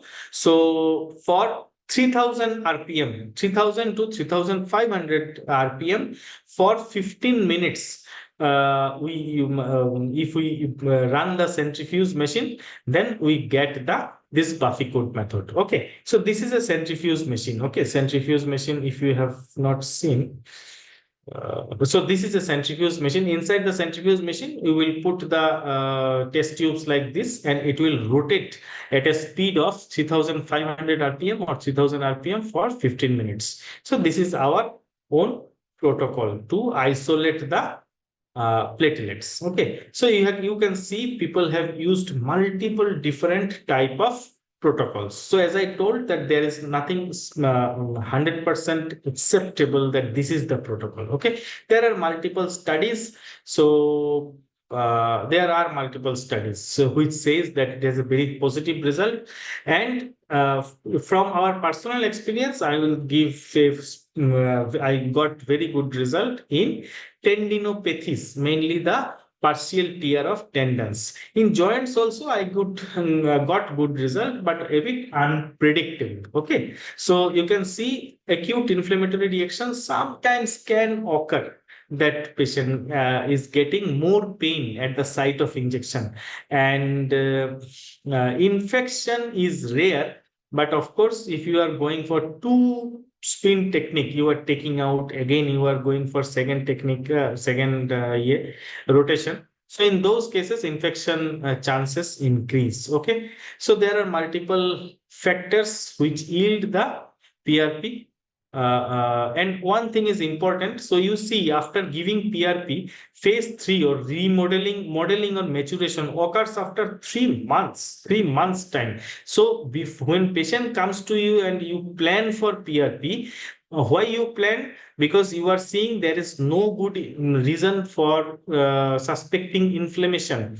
It is a degeneration, and you do not want anti-inflammatory because there is no inflammation. You want to repair, then you have to search for some repairing agent. One is 5% dextrose and second is PRP.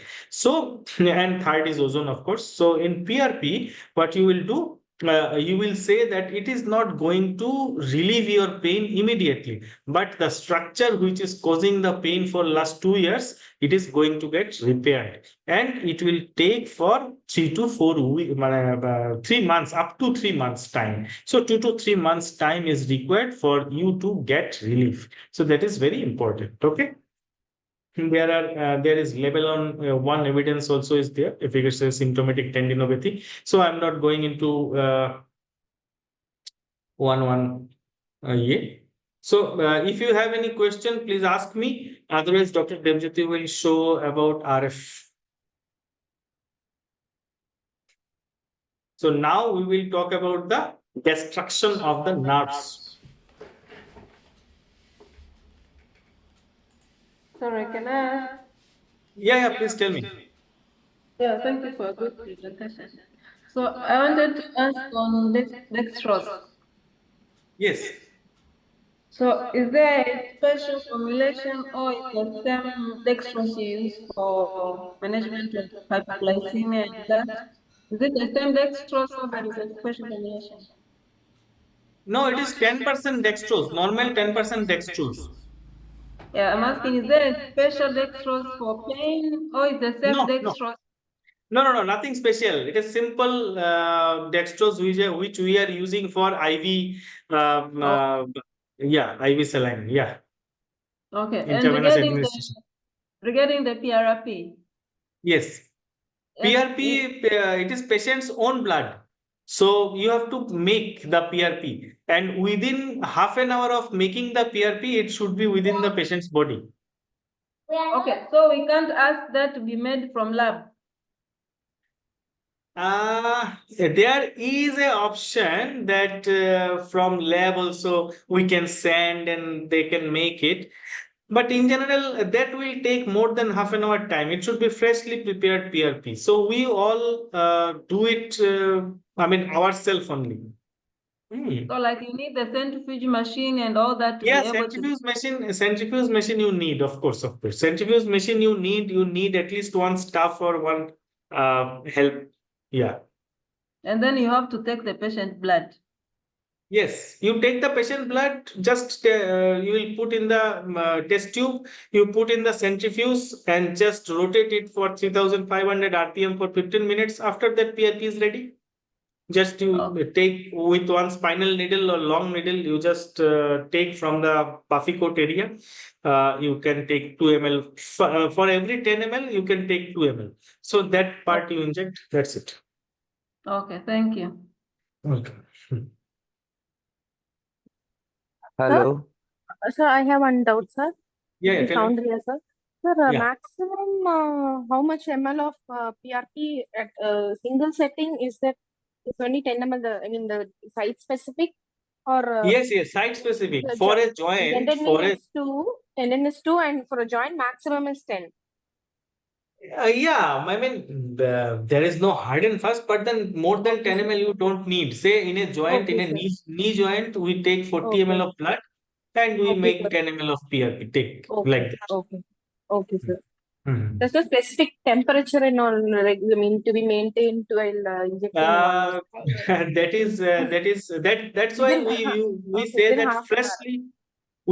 freshly prepared PRP, and Okay. different types of machines are there. Very costly machines, they maintain the temperature, and Okay, we use a bit cheaper machines. They do not maintain the temperature, so we Okay, sir. use that freshly prepared PRP. That's it. Oh, so within half an hour time, we have Yeah. to Within has half an to. hour time after withdrawal of blood, within half an hour, it should be inside patient's body. That's it. Okay, sir. Okay, sir. Thank you. Mhm. Hello, sir. Can I ask? Please. Yes. I have an experience about this steroid injection for the pain. One doctor used the dextrose 40%, 40% for that one. So, is it okay or not? Because I just want to know about it. Actually, see, truly speaking, by theory, if I just use my logic, then I will say by 40% it will cause a very high grade inflammation, nothing else.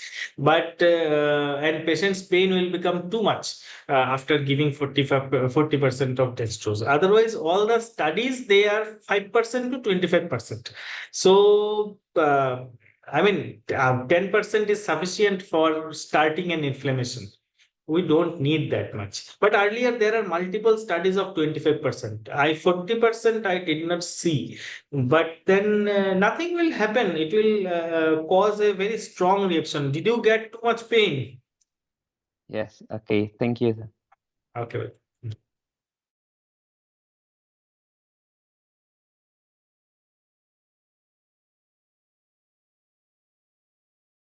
Am I audible now? Yes, Hello? yes. Okay. So let's start with the neurolysis. It's a big topic, but I will try to make it as short as possible. Just 1 minute before that.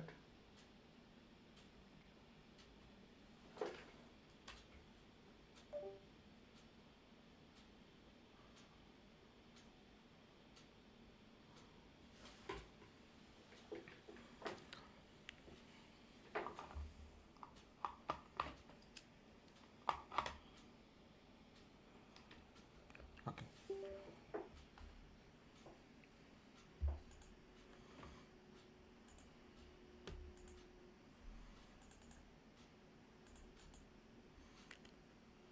So in simple words, what is neurolysis? If you say very specifically, neurolysis means, say, point A is the pain generator and point B is the pain receptor. And there is a nerve in between the point A and point B. If we ablate the nerve anywhere in between, that is known as neurolysis. So what will it will do? It will help to reduce pain by blocking the pain carrying capacity of the nerve. Now, how we can achieve a neurolysis? First of all, if you very simply say, just open it and cut it surgically. Is it a way? Yes, it was a way. Previously, the surgeries were done to cut the nerve. For example, vagotomy. For example, we have done the lumbar sympathectomy previously with GI opening and cutting the nerve. So that was the oldest way of neural ablation. But as the technology progressed, we have changed our techniques to more sophisticated techniques, giving us more freedom and a better way of controlling the pain. So, how neurolysis can be achieved? Neurolysis can be achieved by, first of all, surgery. It can be achieved by different chemicals like alcohol, phenol, glycerol, or hypertonic saline. Though nowadays the first three agents, that means alcohol, phenol, and glycerol, they are widely in use. Then we can do the neurolysis by hitting a portion of the nerve that is known as the thermal radiofrequency ablation.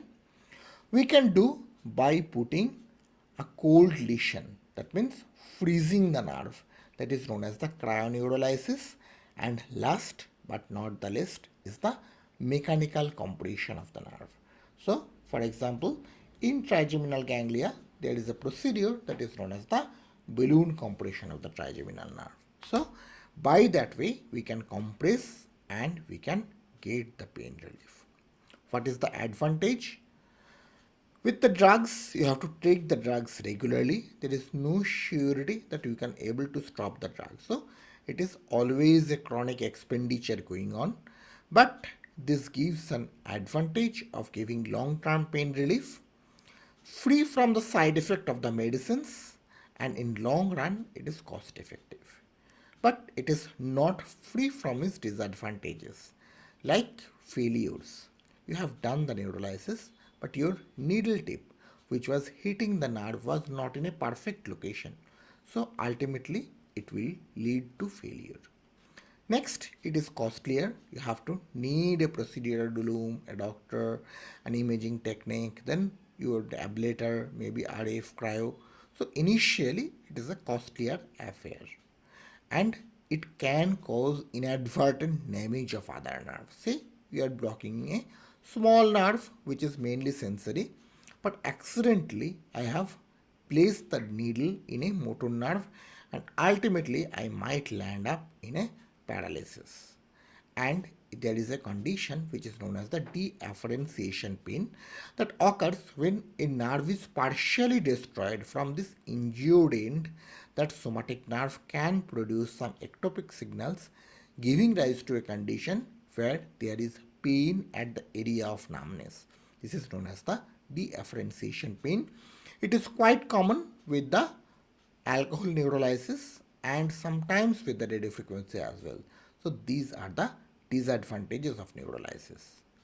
But once you stop or degenerate the nerve, okay, nerve will not stay like that, because if you are destroying the cell body, then it's sure that you can block the nerve for permanently. But if you are only acting over the axon, it will go and Wallerian degeneration, and then the nerve will start degenerating with time. Now, regeneration is possible but not always, and it is not perfect. Depending on the lesion, what you have produced, first degree, second degree, third degree, it will depend. So, regeneration is possible when the nerve damage is up to third degree. But in some situation, this regeneration are not complete, and they can give rise to neuropathic pain by ectopic signal or one nerve communicating with the other type of nerve. For example, a touch nerve which is designated for touch, it is combined with a pain fiber, and now touch is giving pain for the patient. So it is crosstalk.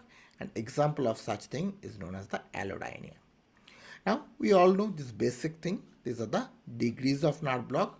First degree nerve block, you just remember the example of Saturday night syndrome. There is compression of the nerve which is temporary block, and which recovers automatically within 30 minutes to 7 days, and there is no anatomical blockage but only physiological nerve conduction blockage is there.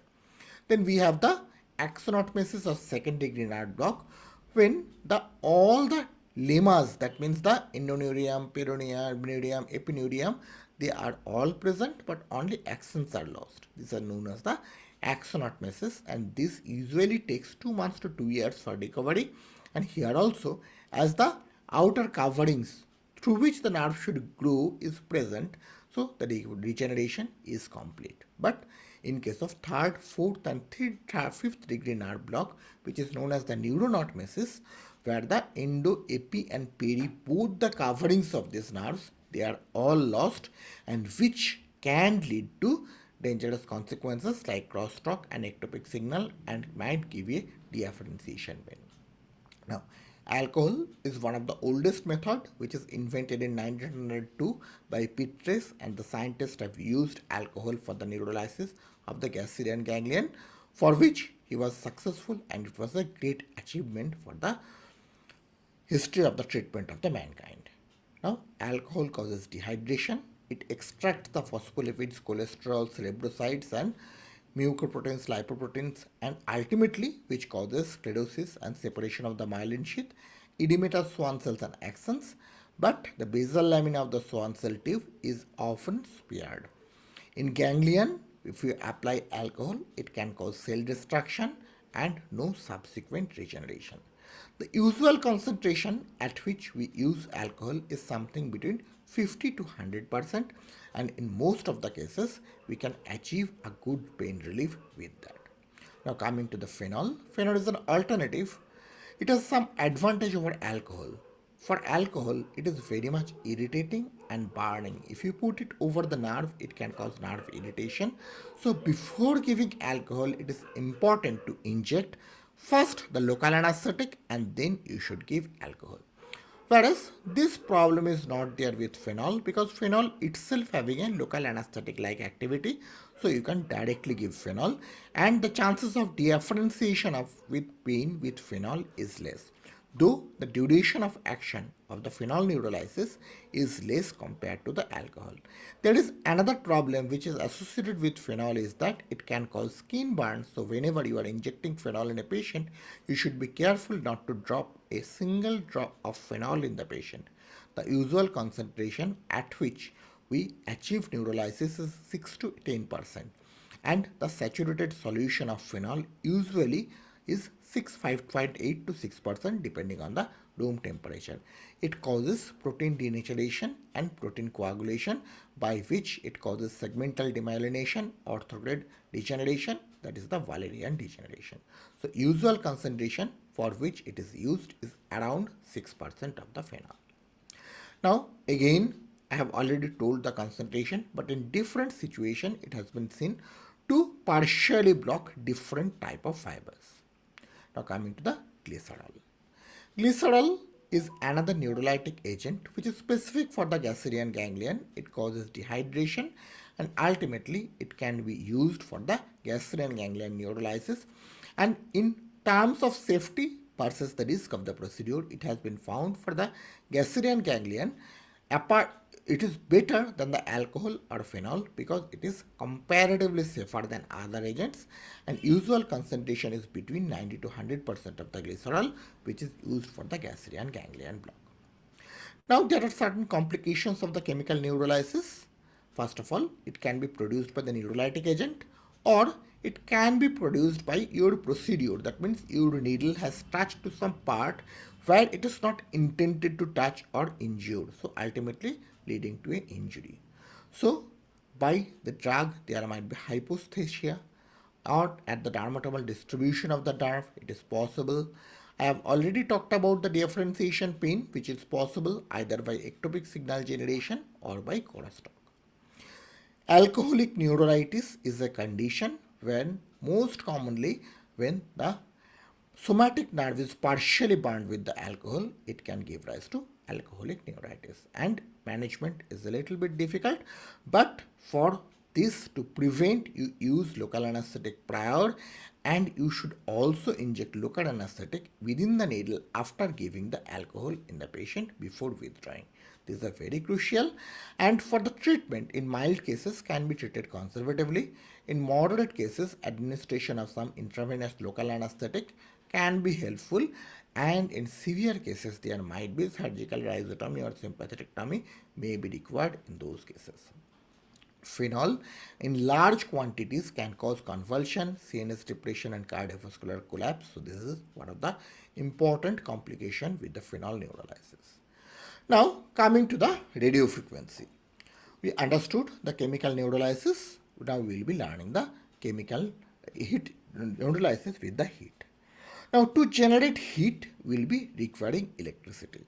But what is the difference between radio frequency electricity and our home electricity? The basic difference lies in the frequency of the current. You know, all this current that we use in modern homes are the alternating current where one wire is neutral and the other moves between a specific voltage. For India, it moves between the plus 230 to minus 230 volt, whereas in US and other countries it is between the 100 plus 100 to minus 110 volts. But this movement, that means alteration, is having a very immense importance. It has been found for the normal nerve stimulation, heart conduction, everything happens at the same frequency where our home electricity works, that is at 50 Hz. But this 50 Hz electricity cannot be used for hitting close to a nerve because then in that condition it will produce nervous stimulation, so it will be intense and it will not be possible to tolerate for the patient, whereas it can give rise to convulsion. So for that it has been found that if we increase this frequency of this alternating current to a very high degree, that means 300 to 400 kilohertz, in that situation it is having the retaining all the heating property but lacking the other property. That means in that condition it is not going to do another thing. That means it is not going to having any physiological effect. So in this way the electricity will be using in a radio frequency ablator. So the radio frequency uses an alternating current. Domestic electricity is 50 hertz. The electricity what we use for the radio frequency generator is 3000 to 4000 kilohertz, and this electricity is in a waveform of alternating current. And usually for the RF listening, we use a probe that is a 27 gauge thermocouple probe, which is passed through a cannula which is 14 to 22 gauge and which we place close to a nerve. So here is the circuit. So here from this area 50 hertz electric current is entering to our machine, and this radio frequency generator is actually changing this output to a very high frequency electric current which is around 300 kilohertz, and this is completing circuit through a ground pad. So when we are completing this circuit like this, and this active tip we are putting close to a nerve, this condition there will be generation of heat close to this nerve end. Here there will be generation of heat, and this can be measured by the probe itself, and this is known as the heating of the nerve. So we have understood how this heating is occurring and why we are requiring such a high frequency current for these patients. Now coming, this slide is very important and you should always remember.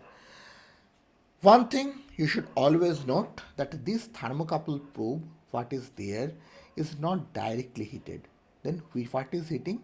This thermocouple heat probe is heated by the heated tissues. So whenever the current is passing through the tissues, this thermocouple probe are being heated from the heated tissues. So first of all, the needle tip is not heating, the tissues are heating by the action of the electric current, and this tissue heat is transferred to the thermocouple probe. So heat can be controlled by the operator because we know the tip temperature, so we can control the tip. Next, the lesion generated is shaped like a matchstick head and which is having a diameter of 2 to 4 millimeter. It is not a very big lesion. So there is a very significance when the nerve location is not perfect, we are bound to get failure with the radio frequency. And beyond a distance of 2 to 4 millimeter from the needle tip, the electrical field is weak and it is not able to produce any further lesion. And usually the temperature at which we do the lesioning is between the 65 and 90 degrees Celsius, because below 65 degree Celsius the lesioning, heat lesioning will be minimal, and above 90 degrees Celsius what will happen, the tissue water will start evaporating and then they will bubble and ultimately the carbon and charring will be there, not producing an effective lesion. So we want an effective lesion of the nerve which is not occurring before after 90 degree. So we should not go beyond 90 degrees Celsius. Now how the tip temperature is controlled? There are two ways. One, by reducing the power of the electricity, that means the watt of the electricity, which is done in conventional radio frequency, or it is possible to give in a pulse mode. That means for some time we will be hitting and then there will be a blank phase. Then I will be hitting and will be a blank phase. Remember, pulse radio frequency is another mode of radio frequency which causes neuromodulation, but it doesn't causes any nerve lesion. So pulsed radio frequency is not a neuroablative procedure, it's a neuromodulating procedure. I will come later why it is neuromodulating and how it is acting. So this is the principle of pulsed radio frequency, small pulses and gaps. So we use both in a conventional radio frequency machine. One is the conventional radio frequency, another is the pulsed radio frequency. Now in principle of radio frequency, the temperature therefore of the heat lesion is maximum around the shaft because the currents are passing through that area, and the electrical field generated is maximum at the tip and minimum around the shaft. So there is a difference between a magnetic field and an electrical field. The magnetic field is top at the top and the electrical field or heating is maximum in the shaft. So we have to put the probe or the active tip of this nerve parallel to our nerve to get a best quality lesion. Now as I told, there is another mode of radiofrequency which is known as pulse radiofrequency, where instead of hitting the tip at a very high temperature, we control the tip temperature at 42 degrees Celsius. So effectively, no lesion is produced by the pulse radiofrequency, but it has been found that when we are doing the radiofrequency ablation in the cervical dorsal root ganglia, when we have the radiofrequency is done at 42 degrees Celsius, it is giving a pain relief. From that observation, we started this new modality that instead of heating, we are just going for the stunting the nerve by sudden pulses of current by doing neurovascularization. So pulse radiofrequency is stimulation, no nerve damage, it is safer, and there is no partial neurolysis, so there is no differentiation pain following regeneration.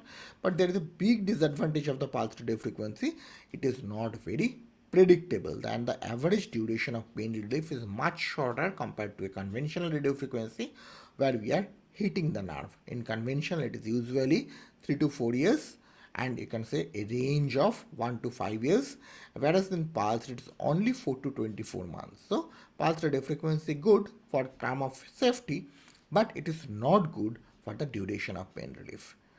Now coming to the cooled radiofrequency. Remember, when the term first I have heard the cooled radiofrequency, I thought it's a type of radiofrequency where it is actually using a cold temperature, but it is not. As the tip temperature is controlled in a radiofrequency machine, so what happens once the tip temperature reaches 80 to 90 degrees Celsius, you cannot heat beyond that temperature. So some scientists have devised a way. So let us do one thing. Instead of let the tip temperature go beyond at a high level, what if we can reduce the temperature by flowing water? The water will be coming to this tip, and we have devised a mechanism by which water will be carried back. So what will happen? The tissue heating will be continued, but the tip heating will not be crossing above 90 degrees Celsius. So the charring, the evaporation, and the bubbling of the tissues will not occur. So in that way, we will be able to achieve a larger lesion compared to the conventional radiofrequency. So that was the basic behind a cooled radiofrequency. So in that way, the cooled radiofrequency is devised where the construction is the same. Inner there is a probe, outer there is a cannula, but there is a water channel by which the tip is cooled so that we can give a 5x larger lesion, and this gives us advantage where our precise location of nerve is not there. For example, sacroiliac joint nerves. Sacroiliac joint has multiple nerves from multiple sides, so we can block the sacroiliac joint nerves with the help of this cooled radiofrequency. So that is the advantage of the cooled radiofrequency.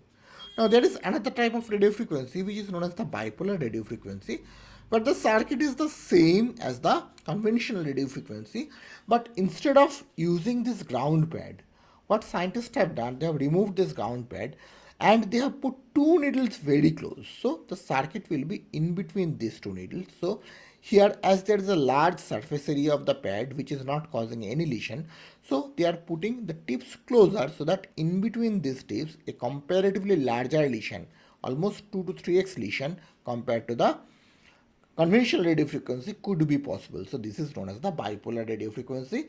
These are all alternatives of the conventional radiofrequency, and we use according to our need. Now coming to the multi-channel radiofrequency, it is similar to the mono-channel radiofrequency or unipolar radiofrequency, but here they uses the ground pad, but they uses simultaneously two electrodes. So they are technically can produce two lesions at a time.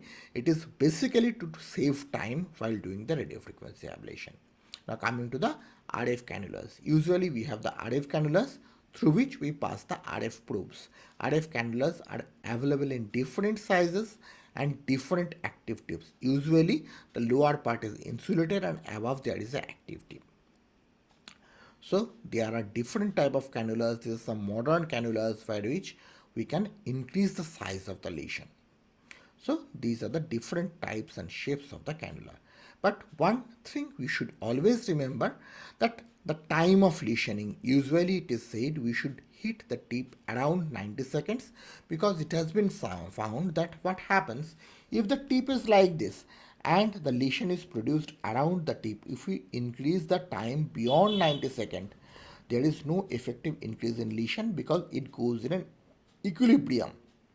And under this equilibrium, the lower heated portion is around 80 to 90 degrees Celsius, and as we go, this gradually goes up to the 42 degrees Celsius, and beyond that, there is no lesioning. So this equilibrium is maintained after 90 seconds, so there is no point hitting beyond 90 seconds. So two limitations I have already told, that once, do not heat the needle more than 90 degrees Celsius, there will not be any effective lesion, and do not increase the time of single lesion more than 90 seconds, then the lesion size will not increase, it will reach to that equilibrium and further increase in lesion size will not occur. So how we can increase the lesion size? Increase the gauge of the needle. Instead of thinner needle, use a thicker needle. Increase the time initially up to certain level, up to 90 seconds. Beyond that, it cannot do. So if you compare with the 30-second lesion and 60-second lesion, definitely with time increase, they will increase the lesion size. Using cooled RF, so what cooled RF is having, it is heating lot of tissues because it is preventing the tip temperature to go beyond 90 degrees Celsius. It is keeping down to 60 degrees Celsius, and the tissue heating is more. So cooled RF can increase the lesion size. Using bipolar radio frequency with the two needle tip, you can increase the lesion type. And as I've showed, the newer cannulas like this, like Trident cannulas, which is having 3 heads, okay, this like 3 heads at the tissue, so they will produce lesion all 3 heads, so they will also increase the lesion size. So these are actual ways to increase the lesion size. Now, how we can confirm the needle placement? We are close to a nerve. First of all, we can put the needle with the help of other guidance, like a fluoroscopic guidance, which is conventionally used for long years. There we cannot see the nerve, but we know in relation to the bone where the nerve is, and we try to stimulate the nerve with the sensory and motor stimulation, as you do with the nerve stimulator, and we find out the nerve, and after that we actually do the lesion. So one is the put under guidance, use sensory testing, and the parameter we use for the sensory testing is usually 50 to 100 Hz and 0.5 volt, whereas the motor testing we usually do at 2 Hz and 2 volt. And these are the things that you should always remember to confirm the needle placement. It is vital. Now coming to the indications where we should be using each mode. Conventional radio frequency we will be using in case of Casserian ganglion, in the sphenopalatine ganglion, in third occipital nerve lesioning, cervical facet, T2 T3 sympathetic block, splanchnic nerve block, lumbar sympathetic block, lumbar facet joint block, thoracic facet block. So in all areas we can actually go for the conventional type of lesioning. Whereas the pulse radio frequency, what I have told, the tip temperature is controlled at 42 degrees Celsius. It is very useful for the areas where we are close to a mixed nerve, like an occipital nerve, where the other nerves are close. We can use their suprascapular nerve, which is having the motor branch in the supraspinatus and the infraspinatus muscle. There is also we can use this pulse radio frequency. It will not hamper the motor function of the nerve. Then it can use in the cervical, thoracic or lumbar dorsal root ganglia of the main nerve root. It will not cause any motor weakness, and it can be used in the intercostal nerve as well. So these are the main indications of the pulse radio frequency ablation. Now moving to the other part, that is the cooled radio frequency ablation. Remember, cooled radio frequency ablation is mainly used where the precise location of nerve is not possible. For example, in lateral branches of the SI joint, as I previously told, here we do not know from where the exactly close to the bone the nerve is going, so we can lesion a larger area and expect that this nerve will be lesioned. Then genicular nerve of the knee. Now with the ultrasound we can see a little bit of the nervous tissue, but previously when you used to do with the radio frequency, then it is almost impossible to locate with the conventional radio frequency and with the fluoroscopy. So nowadays we use ultrasound and cooled radio frequency, giving our success rate much higher. Then we can use for the articular branches of hip, especially for the avascular necrosis, especially not willing or not able to do the surgeries. Similar for the articular branches of the shoulder, and it can also be used for the lumbar facet joint, but I should say in the lumbar facet joint, the conventional RF is also very good. So we can use both. Bipolar radio frequency indications are almost similar because bipolar actually effectively increases the lesion size. So it can be used in the lateral branches of the sacroiliac joint, ganglion impar, genicular nerve of the knee, articular branch of the hip, articular branches of the shoulder, and lumbar facet. So similar because it is also a way to increase the lesion size. So that was all about the radio frequency ablation. But before going to next step, I will just show one small video.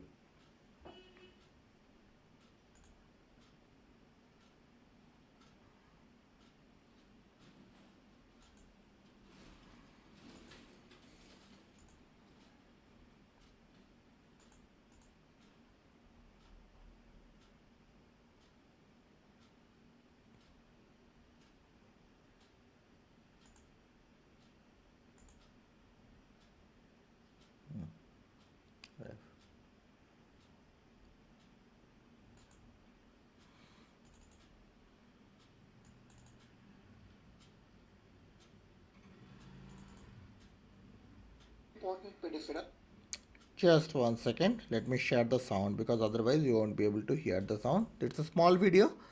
I might forward it because our time is limited. See, whatever we are talking today is very important for the pain practice. But it is a little boring because a lot of theoretical part is involved. But you should read this part. There are numerous videos, including there is a video details on the radio frequency ablation in our Asian Pain Academy YouTube channel. You should watch that video as well. Okay. Just in short, This is the radio frequency probe. Can you hear the video sound? So this is a very fine needle, radio frequency thermocouple. This actually goes inside the radio frequency cannula, and this actually we put at the target. This is a very fine needle, and it has two functions. One is the supplying the electricity to the probe, to the tissues, and to measure the tissue temperature.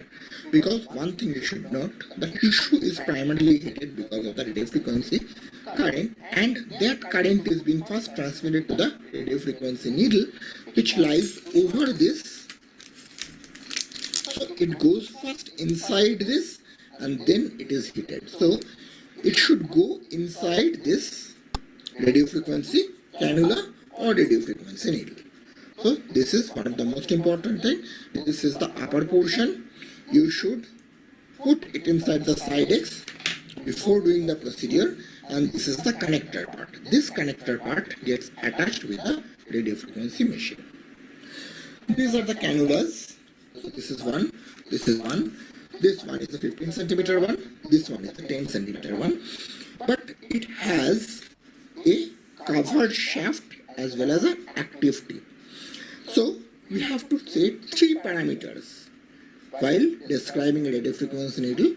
One is the length. What is the length? That is the 10 centimeter for here. Then we have the active tip length. It is here 5 millimeter.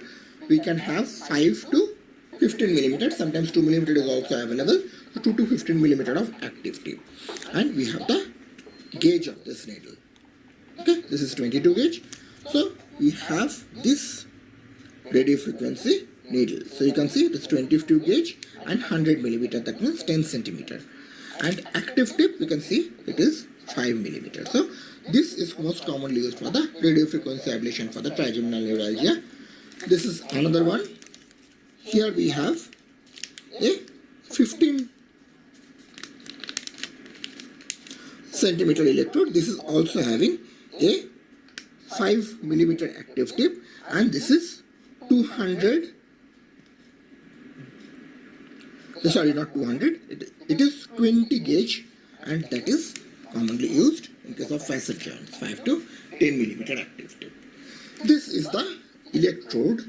It attached with the machine with the help of these wires, and this actually completes the circuit. So let us do a radio frequency in the egg. So let me share the next video. So the last one, let us see the connection of the peripherals.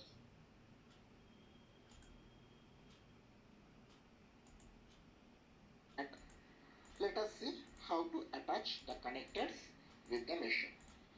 So here we have the connecting wire, and what we need to do, we need to first put this connector at this port, and this is a connector which actually attaches together. So we have to, by seeing which side it is, we have to connect this. So now this probe is ready for action. Machine has also detected it. Next thing what we are going to do is having this ground pad. Okay, we'll attach the ground pad.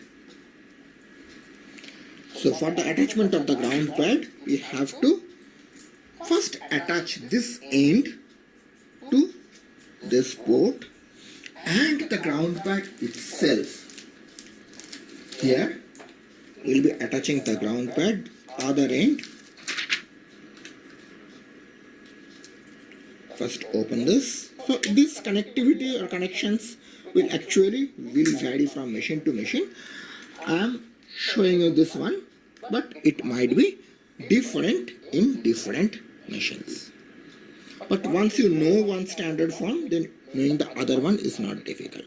So I am putting a bowl in which I am putting an egg. So we can see the egg protein coagulation with the help of radio frequency.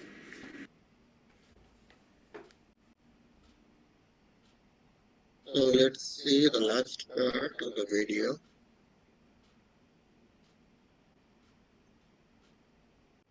So here, to show you the lesioning, we have done it over an egg, so that in tissue you cannot see how the lesion is being formed. But over the egg albumin, you will be able to see the lesion. So here I have put the egg. So you can see the egg yolk and egg white, and this is the radio frequency needle. Okay. So in this needle, this is the 10 millimeter active tip, and this is the word portion of the needle. So let's first, what is our job? Is to put the thermocouple inside so that the circuit will be completed. So first what we do, we put this needle in the desired area, and then we take out this stellate from the needle. Now once we take out this stellate, then we should put the thermocouple probe. So here I am first holding the thermocouple probe. It actually completes the circuit. See, when I am removing this, the start mode is not showing. But as I am putting this, you can see the start mode. Okay, so we can see all the modes now. This is the stimulation mode. So here we can see the resistance. It is 127 ohm, and here we can see the temperature also. This is the temperature of the needle tip is now 31 degrees. I'm just interrupting a little within the video. Is that here what is happening?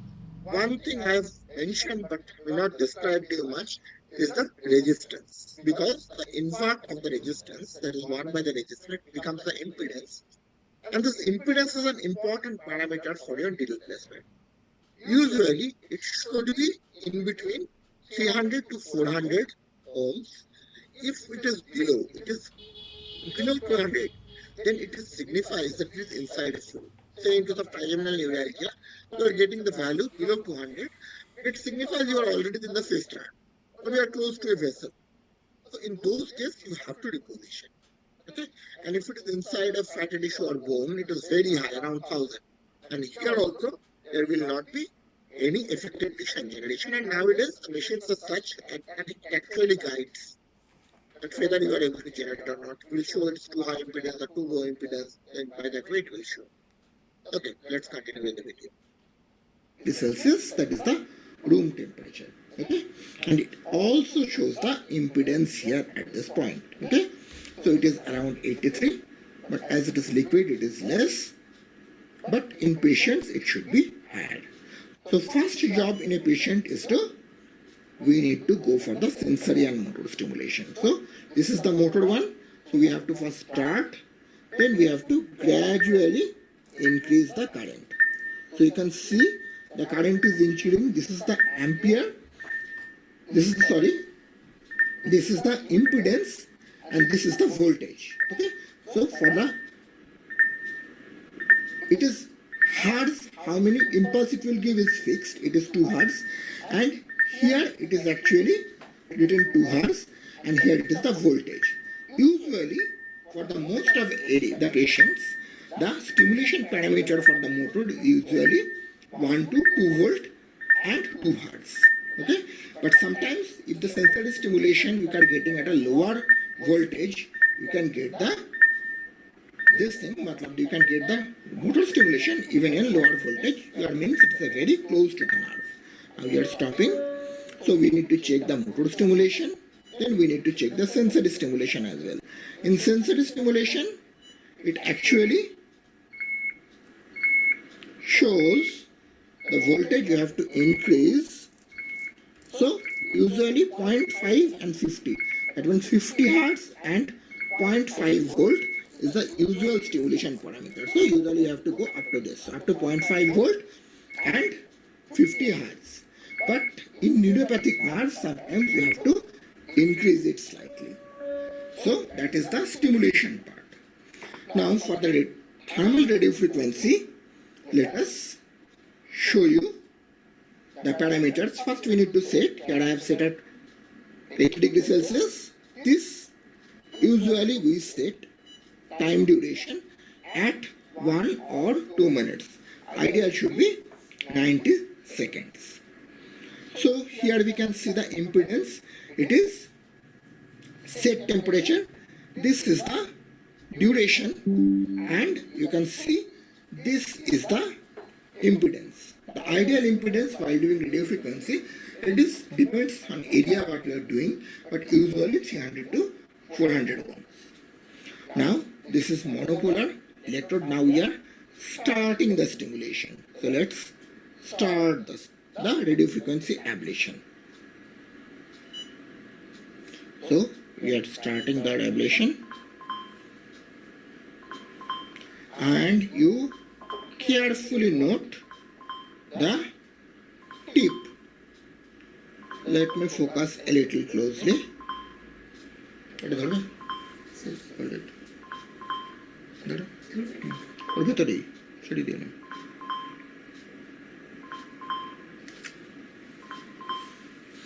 I am making it closer so that you can see what is happening there.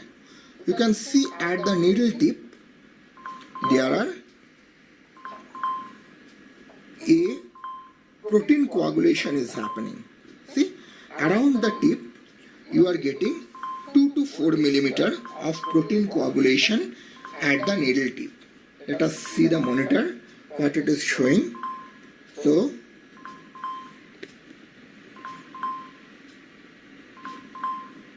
okay, so here it is showing the heat curve.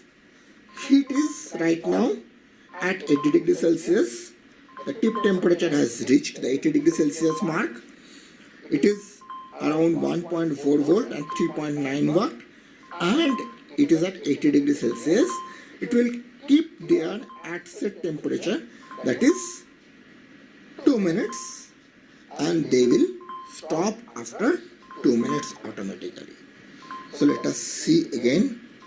See, initially when there is generation of the heat, the lesion size, what has happened, with time it is not increasing.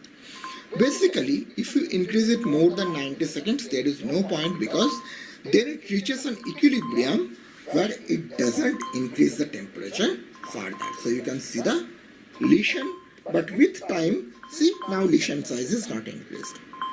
So one important thing is that up to a certain level, that means usually initially if you raise the temperature, it will automatically raise. Now it is stopped, so you can see the temperature is now decreasing gradually. So 2 minutes is over, and now the temperature is being decreased, and you can see the full-fledged lesion size at the needle tip. So one thing I was discussing, that needle tip temperature, the lesion size is dependent on the temperature up to a certain limit, after which it will not increase, rather than it will be started after 90 degree, it will start bubbling and charring. So 80 degrees is the most preferred temperature, and after certain time, usually after 90 seconds, if you increase it too much, there is no point, because once it reaches the equilibrium, it will not increase further. So heat equilibrium once established, then the lesion size terminates there. So this is the usual lesion size. So you can understand, you should be closer to the nerve, otherwise the nerve lesion over the nerve will not happen. Important peripheral is this one. This is the radio frequency probe. So this is a very fine needle radio frequency.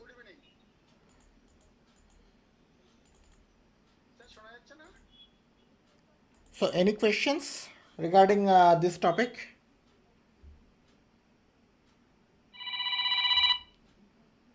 Any questions?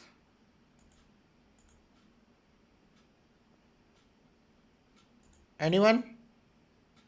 Am I audible? Yes, yes. Okay. So I think you have understood the radio frequency ablation. It's not easy. It will take time, but the basics you just read. I have shared an article on the radio frequency ablation as well, but definitely with time you will be able to understand. Okay, and see the video many times. Chinmay, are you there? Yes. Okay. So anything left today? Cryo, if you want to, I don't know. Cryo, I think today they have learned radio frequency. Cryo, I can tell, but are you able to take that? That is the question. I think this much is okay for today. Because it is already 8. So definitely we'll discuss cryo later. Even in the last you have a time. So cryo is a comparatively modern technique where we use the freezing instead of heating. So machine is slightly different, and the advantage is similar to the cooled radio frequency where we can get a larger lesion. Okay. So can I finish today? Yes, okay. Let us say good night. There is no question as such. Yes, hello. Good night, everybody. Good night. Thank you, sir.